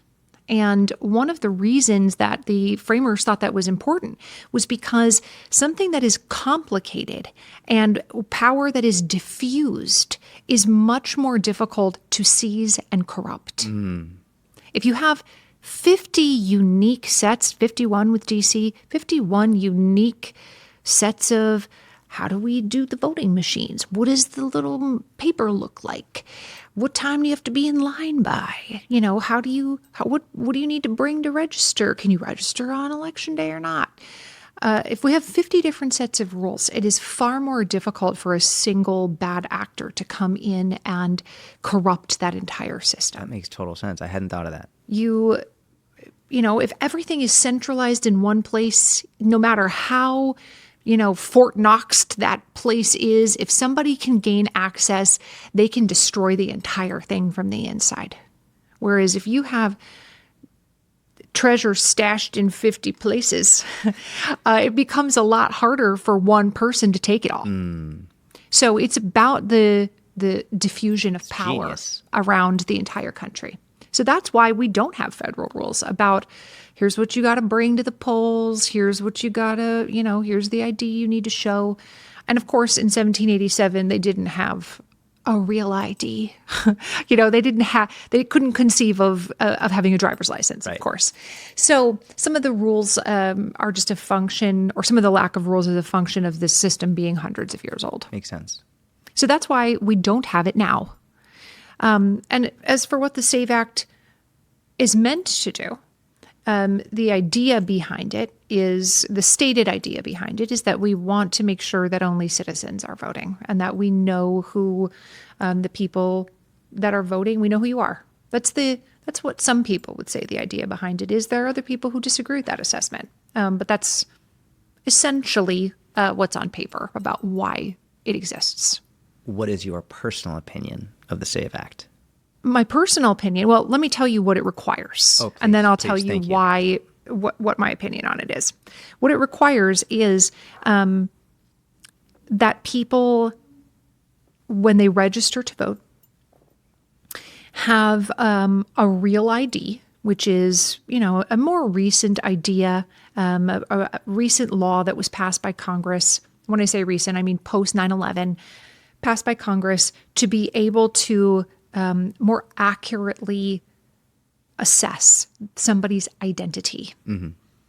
The attackers on 9/11 were able to gain United States driver's licenses with a they didn't have to do that much to prove who they were. Whereas if there had been a more robust proof requirement to be able to get that driver's license that then allows you to get on board a plane, perhaps those people would not have been able to obtain the paperwork necessary and would not have been able to board the planes that day on 9/11. So that's the thinking is to get a real ID, you need to bring in a birth certificate, an original copy, and you need to show your address, and you need to have multiple ways to prove that you are who you say you are and not just one. So it requires a real ID or something similar. But it further requires your proof of citizenship in order to register.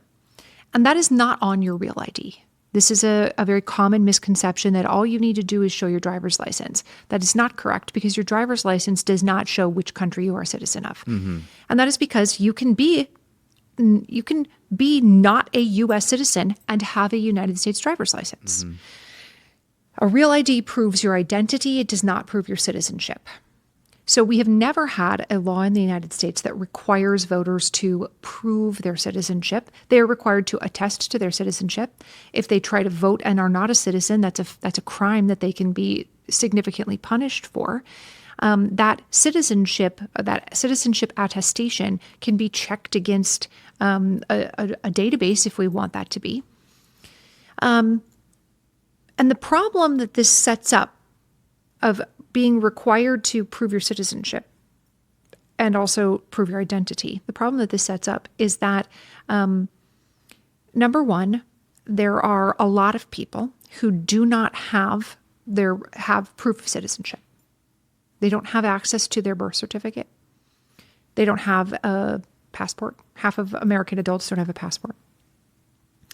And the people who don't have access to a birth certificate primarily have access problems related to the finances that are required to obtain an original copy of your birth certificate. They have limitations about surrounding disability that makes it difficult for them to gain access. They have limitations surrounding their age. They're elderly. They were born before a time when the system of record keeping that we have now existed. They were born at home, didn't get a birth certificate, born 90 years ago in a rural place where you got a friend midwife to come deliver your baby. They didn't have documentation.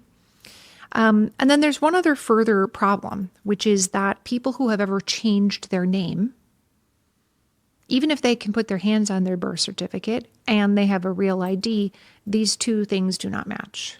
And so consequently, that does not prove your citizenship or your identity.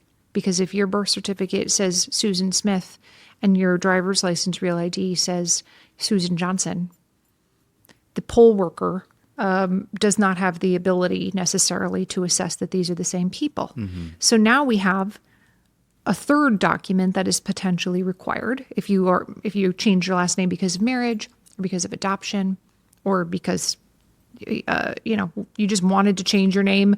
Now you need a third piece of original documentation that demonstrates that name change. So millions of Americans currently don't have access to all of the paperwork that they would need.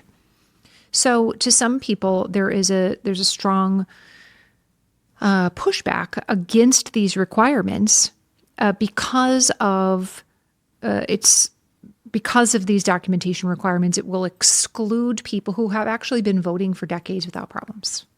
They've already been full participants in a democracy and are now going to be told you're not allowed to participate in the democracy.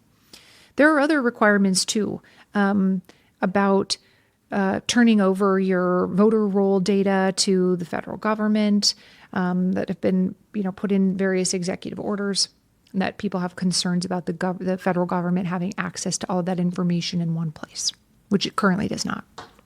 Like, for example, the federal government doesn't have your driver's license information. Interesting. People think they already know this stuff about me. No, they don't. The federal government does not know your driver's license number. But there is no federal database for that. This information is also legally siloed, meaning if you work for the Social Security Administration and I can see your name and address and Social Security number, it does not mean that I can take your Social Security number and go look at your Medicare records. Or that I can take your information and then go look up your driver's license history.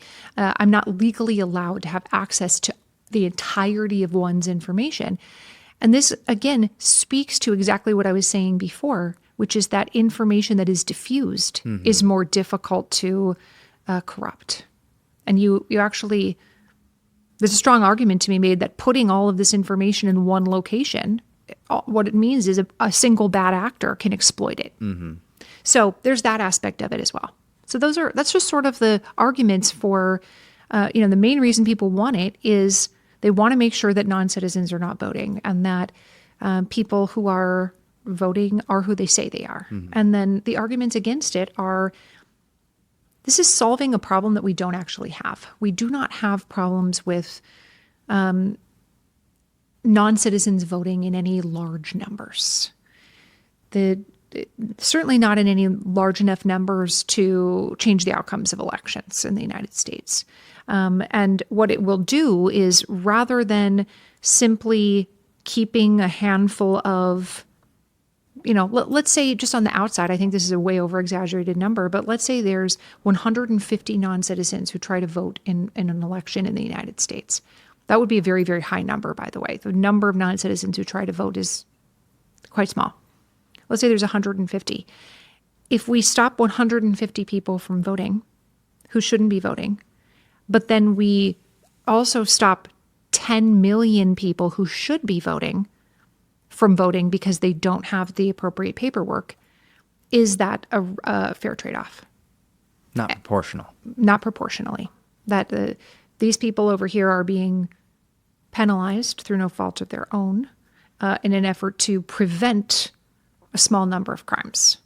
And therein lies some of the legal challenges that some states have gotten into. The state of Kansas, for example, where they have tried to enact these kinds of rules, and judges in a Republican state have said, you cannot deprive one group of their rights in an effort to prevent another group from committing a crime. That's not how the legal system of the United States is designed. That I can't say you're not allowed to have guns because somebody might use one to commit a murder.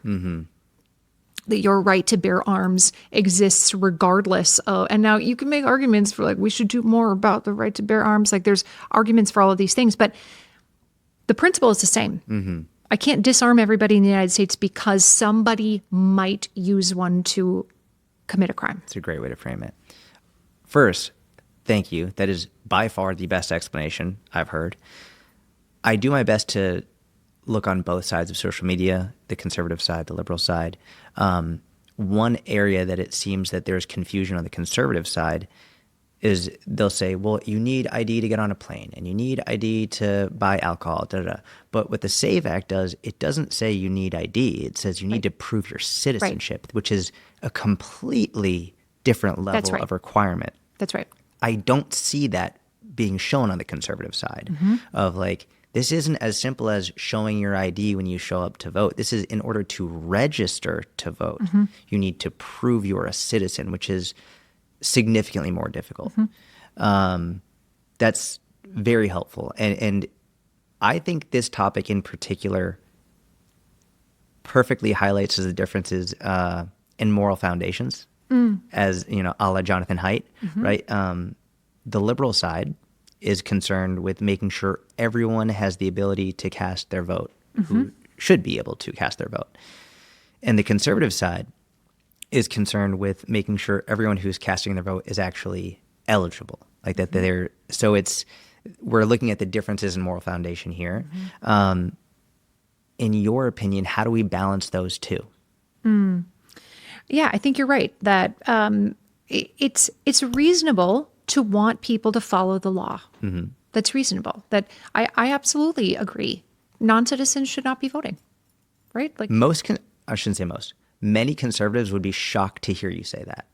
That non-citizens shouldn't be voting? Because, and I know like you're independent in terms of voting, but I think a lot of people would look at you as more liberal-minded, and correct me if I'm mistaken, I apologize. In the conservative media, from what I see, is it's to make the other side look evil. It's made it out to be like, oh, they want illegals to vote. Oh, yeah. I think that's true. And that directly relates to replacement theory. And that's a whole kettle of fish. But the idea that Democrats or some group, and the groups are always some shadowy group in the corner, and it's almost always the Jews. Let's be real. I don't think it is the Jews. I'm just saying that's who gets blamed. You're preaching, yeah. Yeah, that's who gets blamed. It's the Rothschilds, like name a name, that they want to import people to replace white voters. And to replace white citizens, and they want America to become more fill in the blank, less Christian, less white, less Republican, whatever it is that the proponents of replacement theory are, whatever the boogeyman for the day is. So yeah, I do think that's true on the sort of more conservative side of the spectrum, that some people, certainly not everybody, think that there is an organized effort to replace Republican voters with non-citizen immigrant Democratic voters. That's just making a lot of assumptions that all immigrants would want to vote Democrat, which is not true. And there's a lot of racist undertones to all of that, and anti-Semitic undertones to all of that. But I mean, it's pretty obvious that if you have an allegiance to the Constitution, that the Constitution says that citizens have the right to vote, and the Constitution actually differentiates between people and citizens. Some rules in the Constitution apply to everybody, people, persons, and some rules in the Constitution apply only to citizens. And you can have a discussion about whether green card holders should be able to vote in a school board election.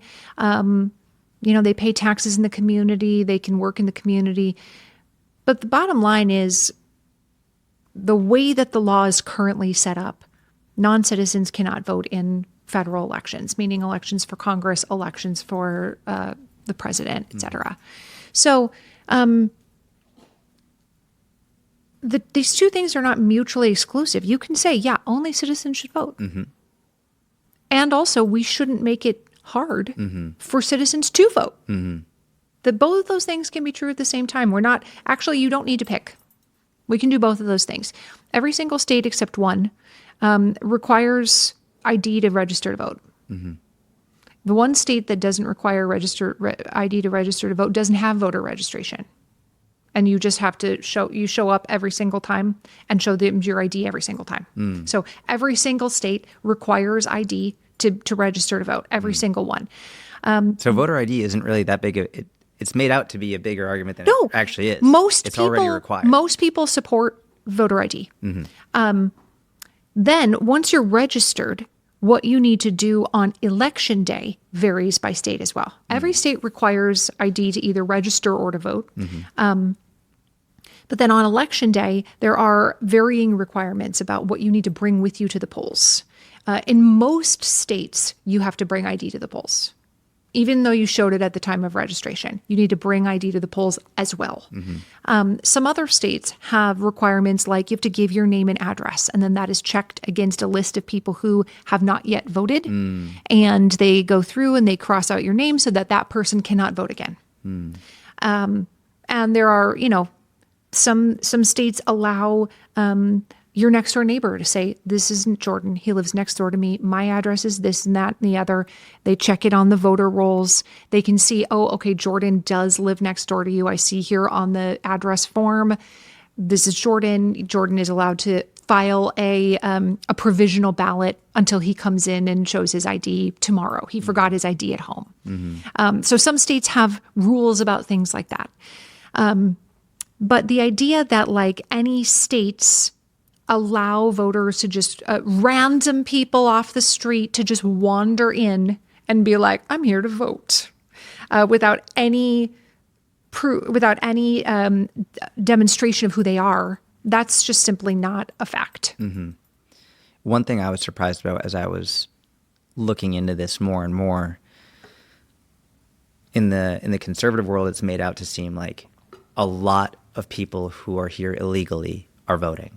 And when I actually looked into the data, it is minuscule. It's very minuscule. It's fractions of a percent, which was shocking to me based on how big of a deal it was made out to be on the conservative side. So I was like, and the liberal side is like, it's not that big of a deal. I was like, let me look it up. Yeah. And it's actually, it's pretty evident. By the same coin, I think there's a huge amount of distrust in the government. And especially since, for a while, but I think 2020 and COVID, there was just a huge amount of distrust shown and sowed that people just don't trust the government anymore. And I think that's where the conservative side is like, well, I think we need to make sure, and that even one person who's not a citizen is too many, which is like, agreed, it is. That's an issue. Do you think there are any changes that we should make to the voting system in order to, even though it is literally a fraction of a percent, are there any changes that you think we should make to the way that we currently vote in order to more likely guarantee that it's only citizens who are voting? The problem with, even if we have universal voter ID, bring your ID to the polls, that still doesn't establish your citizenship, right? As we have said. The idea of the federal government doesn't have a list of citizens, that is not real. Of course they have a list of citizens. The federal government knows who the citizens of this country are. They are issued Social Security numbers. The overwhelming majority of them are issued Social Security numbers. Yes. Some people opt out of that system, but that's a tiny fraction of people who are choosing to opt out of that system. Non-citizens can get taxpayer ID numbers. That's not to be able to pay into the tax system, but that's not the same as a Social Security number. So, I mean, if the federal government really wanted to solve this problem without being excessively burdensome to citizens and without curtailing the rights of married people who've changed their last name, and without making it too hard for the disabled and the elderly and the poor, and not disproportionately affecting communities of color, the federal government could provide a list of all citizens to states. They could do that if that was really a problem they wanted to solve. It's a much more simple solution. That information already exists. And states could develop a database of like, okay, these are U.S. citizens. These are U.S. citizens that live in our state. This is a problem that could be solved by the government, but instead the government is putting the onus on the individual. And that onus on the individual is going to have the effect of greatly curtailing the number of citizens who are able to participate in democracy. One of the reasons so few non-citizens try to vote is they don't want to get kicked out of the United States. Right. They don't want to go to a United States prison. Right. They would much rather sit home on election day. It's not even a holiday in most places in the United States. By the way, in my opinion. Yeah. I don't disagree with you. They just simply do not go to the polls that day. And they let other people do that. They probably do have opinions about what should happen, but they simply do not do that because they know that their ability to, number one, get past the guardrails, where they go in and say, hey, my name is Jordan and I live on Main Street, and then finding themselves not on the list. Their ability to even get past the guardrails is, number one, something that they don't think they'll be able to do. And number two, they don't want to deal with the repercussions. It's actually much better for them to not participate. So it's not to say that nobody has ever committed a crime, but in terms of an actual danger to the United States, in terms of, is non-citizen voting an existential threat, Jordan? It's really not. It's really not. And again, I'm not saying we shouldn't punish wrongdoers. I do think that we should punish wrongdoers. I do think we should go after people who commit actual voter fraud. But I also think it's criminal to allege voter fraud where none exists. I also think it is wrong to demonize entire groups of people who have done nothing wrong. Agreed. And I think it's wrong to curtail the rights of law-abiding people in an effort to try to keep a tiny number of people from committing a crime. Damn, that was fucking, I love that. It's funny, as I was going in my head and thinking, I was like, man, I'm going to try and come up with something that could solve this issue. And I had an idea, but the idea of just the government providing a list is... Or we can solve it the way that almost every other democracy in the world solves it, which is issuing you, a federal free ID to be able to vote with. Like, okay, you're a citizen. Why don't we do that? Right. You're a citizen. You have the right to vote. Yep. Here's your, in some countries, they issue you a voter ID number. Yep. And in some countries, they issue you and you better know your voter ID number. And then when you type it in, it better show your name. Yep. And you better, or we can issue people a free federal ID. I'm so glad you said that, because I've been feeling like a psychopath being like, why the fuck don't we all just do this? Hello? Everyone's like, many other countries in the world, like, most countries require some type of ID, but they also give them out for free. Right. Yes. And this is again, the government already has the list of people. Yeah. This is the other challenge with the SAVE Act here is that it puts the entire onus on the states to absorb all of the costs. Elections are very expensive. A state level election can cost $20 million or more. Jeez. We're not talking about a couple $100 here. These are actual taxpayer dollars that are, in many cases, being unfairly absorbed by small states who don't have the resources to be able to carry out these big new initiatives that don't come with federal funding. So states now have to figure out how to ascertain that you are in fact a citizen. They have to develop a set of policies and procedures. They have to have people who are trained to assess whether or not your documents are valid and accurate. They have to have policies and procedures for what happens if somebody can't prove they're a citizen on election day, but has voted in the past. Like the requirements on the states are burdensome, and the federal government is assuming none of the burden on an edict that it is handing down on states to solve a very, very small problem that, if it is truly concerned about, it could solve itself. Yeah, I just don't see how there's an argument against federal government issuing a free card. Great, let's do that. It's the easiest. Yep. Let's go ahead and do that. We don't have to try and get a bill passed. We don't have to do all this. Not just like, hey, everyone gets a fucking card. Yeah. I don't understand the issue with that.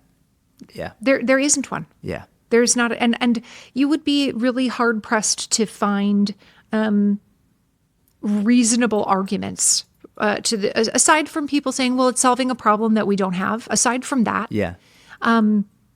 great. So let's go ahead and solve the tiny problem, and we'll take on the burden of sending you your number or your card. You know, we send you a little Social Security card, but mostly people memorize their Social Security number, right? Yeah. We could do the same thing. Yes. It doesn't even have to be a photo ID. It can just be like, here is your unique voter ID number. Yes. And I'm so glad you're saying. And there can be a way to retrieve it if you've forgotten it. You know, like it's fail safe with your Social Security number. Yep.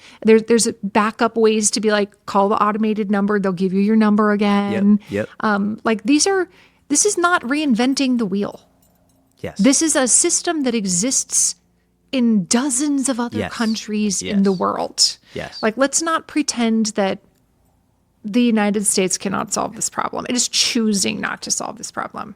Which is demoralizing. Yes, it's choosing not to solve this problem, and it's choosing instead to try to deny the right to vote to potentially millions of people, instead of actually just solving the problem with the solutions that already exist. This isn't that hard. It's really not. It's not that hard of a problem to solve. It would just require, like we just literally have an automated system that when you turn 18, we send you a little card in the mail that has your unique voter ID number on it. And you go to the polls and you have to tell the poll worker, you don't have to punch it in. Tell the poll worker, my name is Sharon McMahon and my voter ID number is X. Yes, that's it. Has this been brought up in government? Has this ever been proposed? Yes. I mean, people have been talking about various forms of this kind of stuff for years. Is it just shot down? Like, why isn't that a thing? It's not a thing because most Democrats feel like, again, it's the argument of this is solving a problem we don't have. That voter fraud is not a widespread problem in the United States. Like, we don't actually have widespread systemic voter fraud. That we actually, because every state runs their own election, and each precinct is counting their own little votes, like the 3,000 votes that come into this one little precinct. That the ability to corrupt the system in a way that is meaningful is simply not there. So here's what I would say to that. Obviously, the problem of illegal votes is a fraction of a fraction of a fraction, and not as big of a deal as many make it out to be. But in my opinion, and this is actually going to lead into one of the final questions I have for you, if it would solve the problem of a concern that could lead to better unifying the country to have more trust again in the system, I think it would be worth it. I agree. I mean, if again, this is not a difficult problem to solve. Yeah. And I am somebody who thinks impropriety matters, but avoiding the appearance of impropriety also matters. It's why I say things like Supreme Court justices should not be doing the billionaire vacations, right? Like, because the appearance of impropriety matters. Yeah. We want everybody to trust that the system is above board. Now, I don't like how we have gotten here. We have gotten here because of lies. We are in this place because people are lying about it, not because we actually have widespread voter fraud. Yes. So I take umbrage with the idea that, like, now we need to spend millions of dollars doing something that's just based on lies. But I also agree, okay, you know what? Let's create the system. It's a rip off the Band-Aid one-time system. We're going to spend the money to fix it, and then we're going to shut the F up about the rigged elections. We're going to shut up about, the voter fraud. I won. Nope, we're not doing that anymore. But great, let's rip it off, create the system, and then we're going to shut up about voter fraud. That's what I propose. I'm tired of arguing about lies. Yes. Amazing. All right. 2 final questions. Number 1, do you believe it's possible for us to become less divided and more unified as a nation? I love this question because I think people misunderstand what unity is. Unity is not agreement. Unity is shared purpose. And I absolutely think it is possible for us to return to a place of shared purpose. And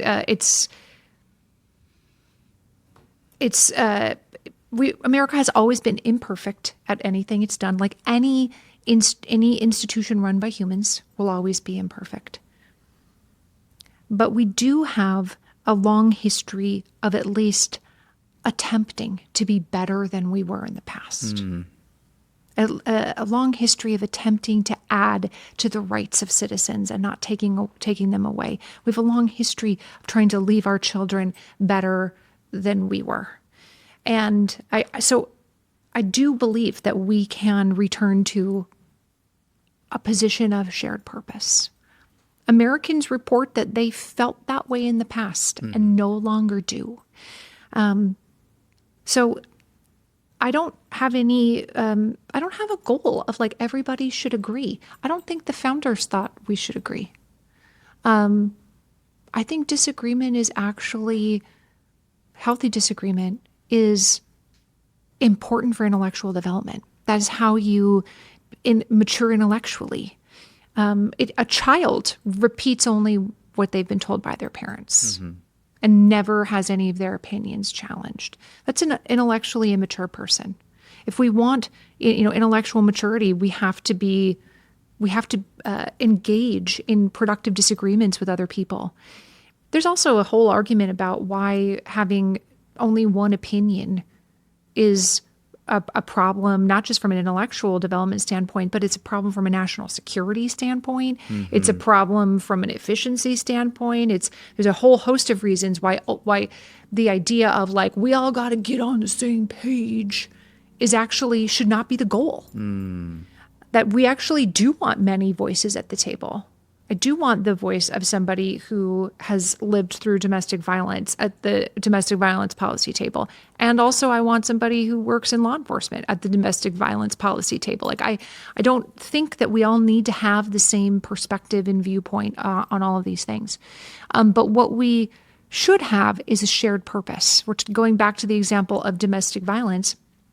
Everybody at that conversation should want to prevent and reduce domestic violence. We should want to protect vulnerable people. And we can have disagreements about how to make that happen, but the purpose should be shared. So I think reframing what unity means is an important component, because if it's like, but you got to agree with me, that's not, I don't want to agree with you. You know what I mean? Like I have a couple of good friends who either live in Israel now or used to live there. Like disagreement is very cultural.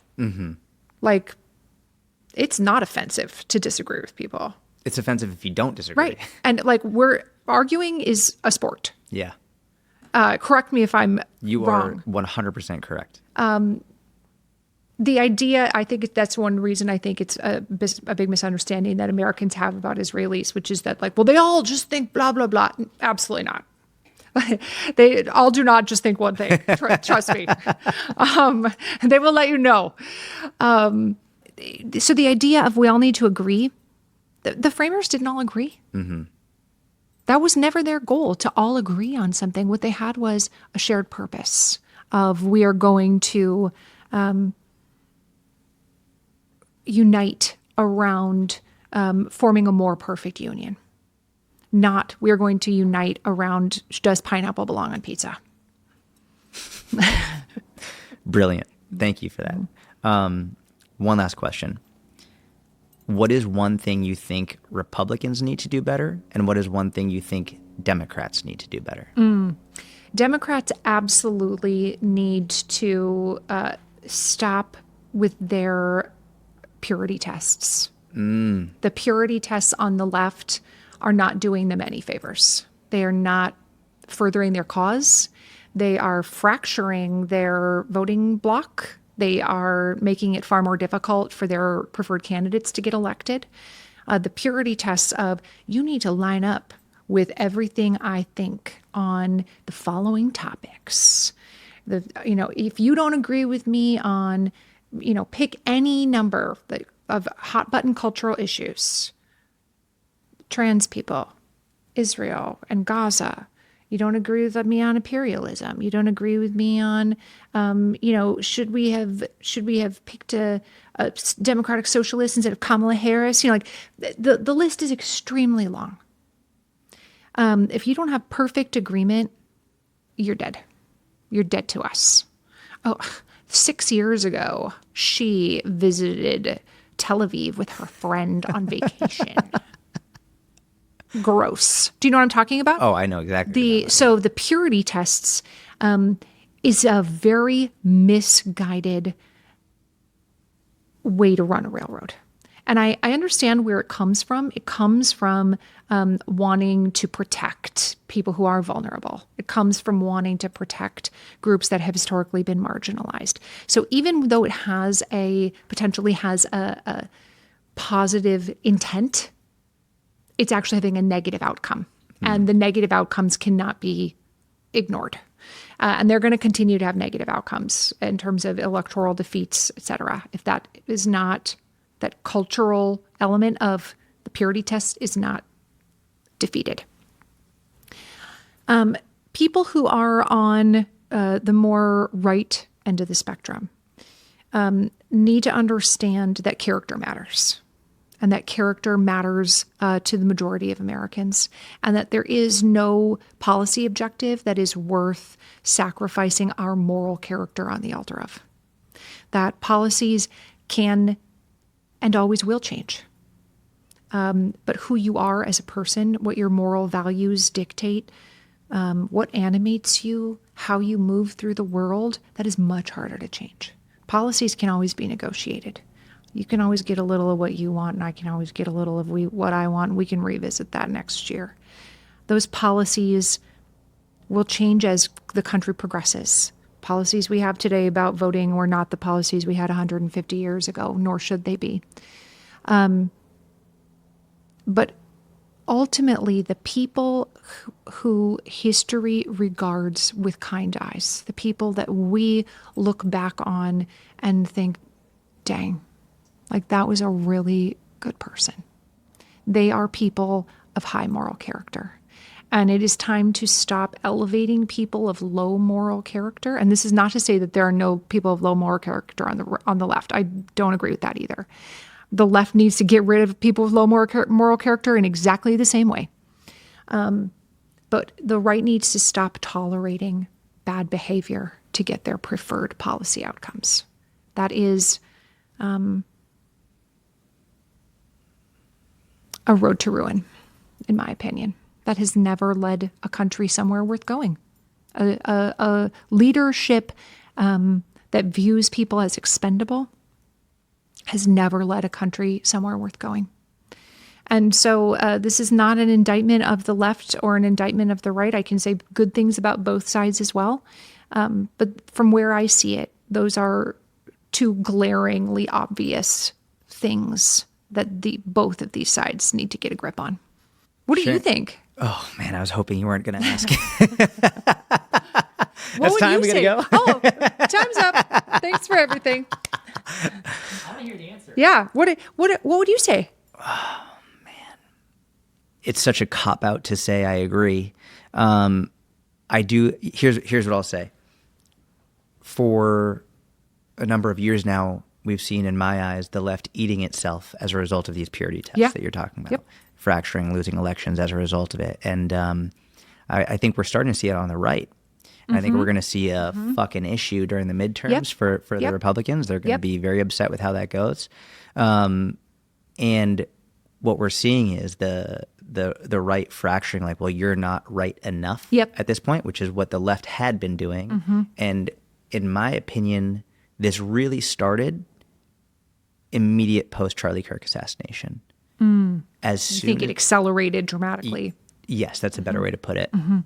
As soon as Charlie Kirk was assassinated, we see Candace Owens, Tucker Carlson, now Nick Fuentes is becoming like, before he was like, you had to be really far gone to be looking at Nick Fuentes.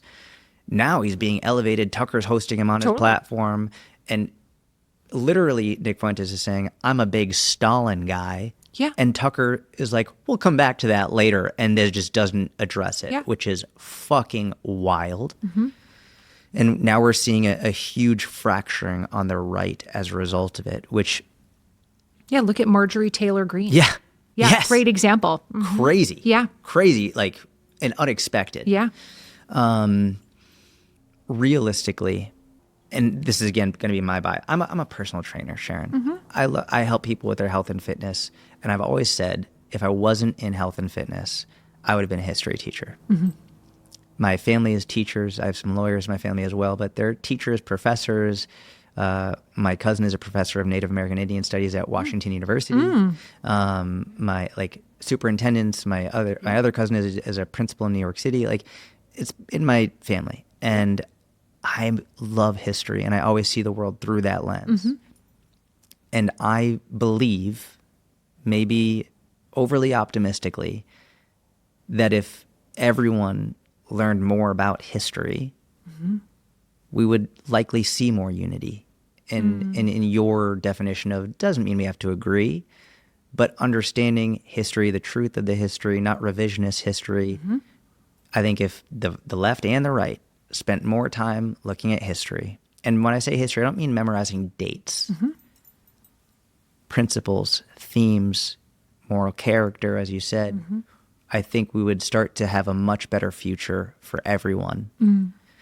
So my answer will be both sides need to open up a fucking history book and really spend some time looking at themes and not getting your history from TikTok, not getting your history from Instagram, not getting, spend some time reading, and then also speaking to people from different places with different backgrounds.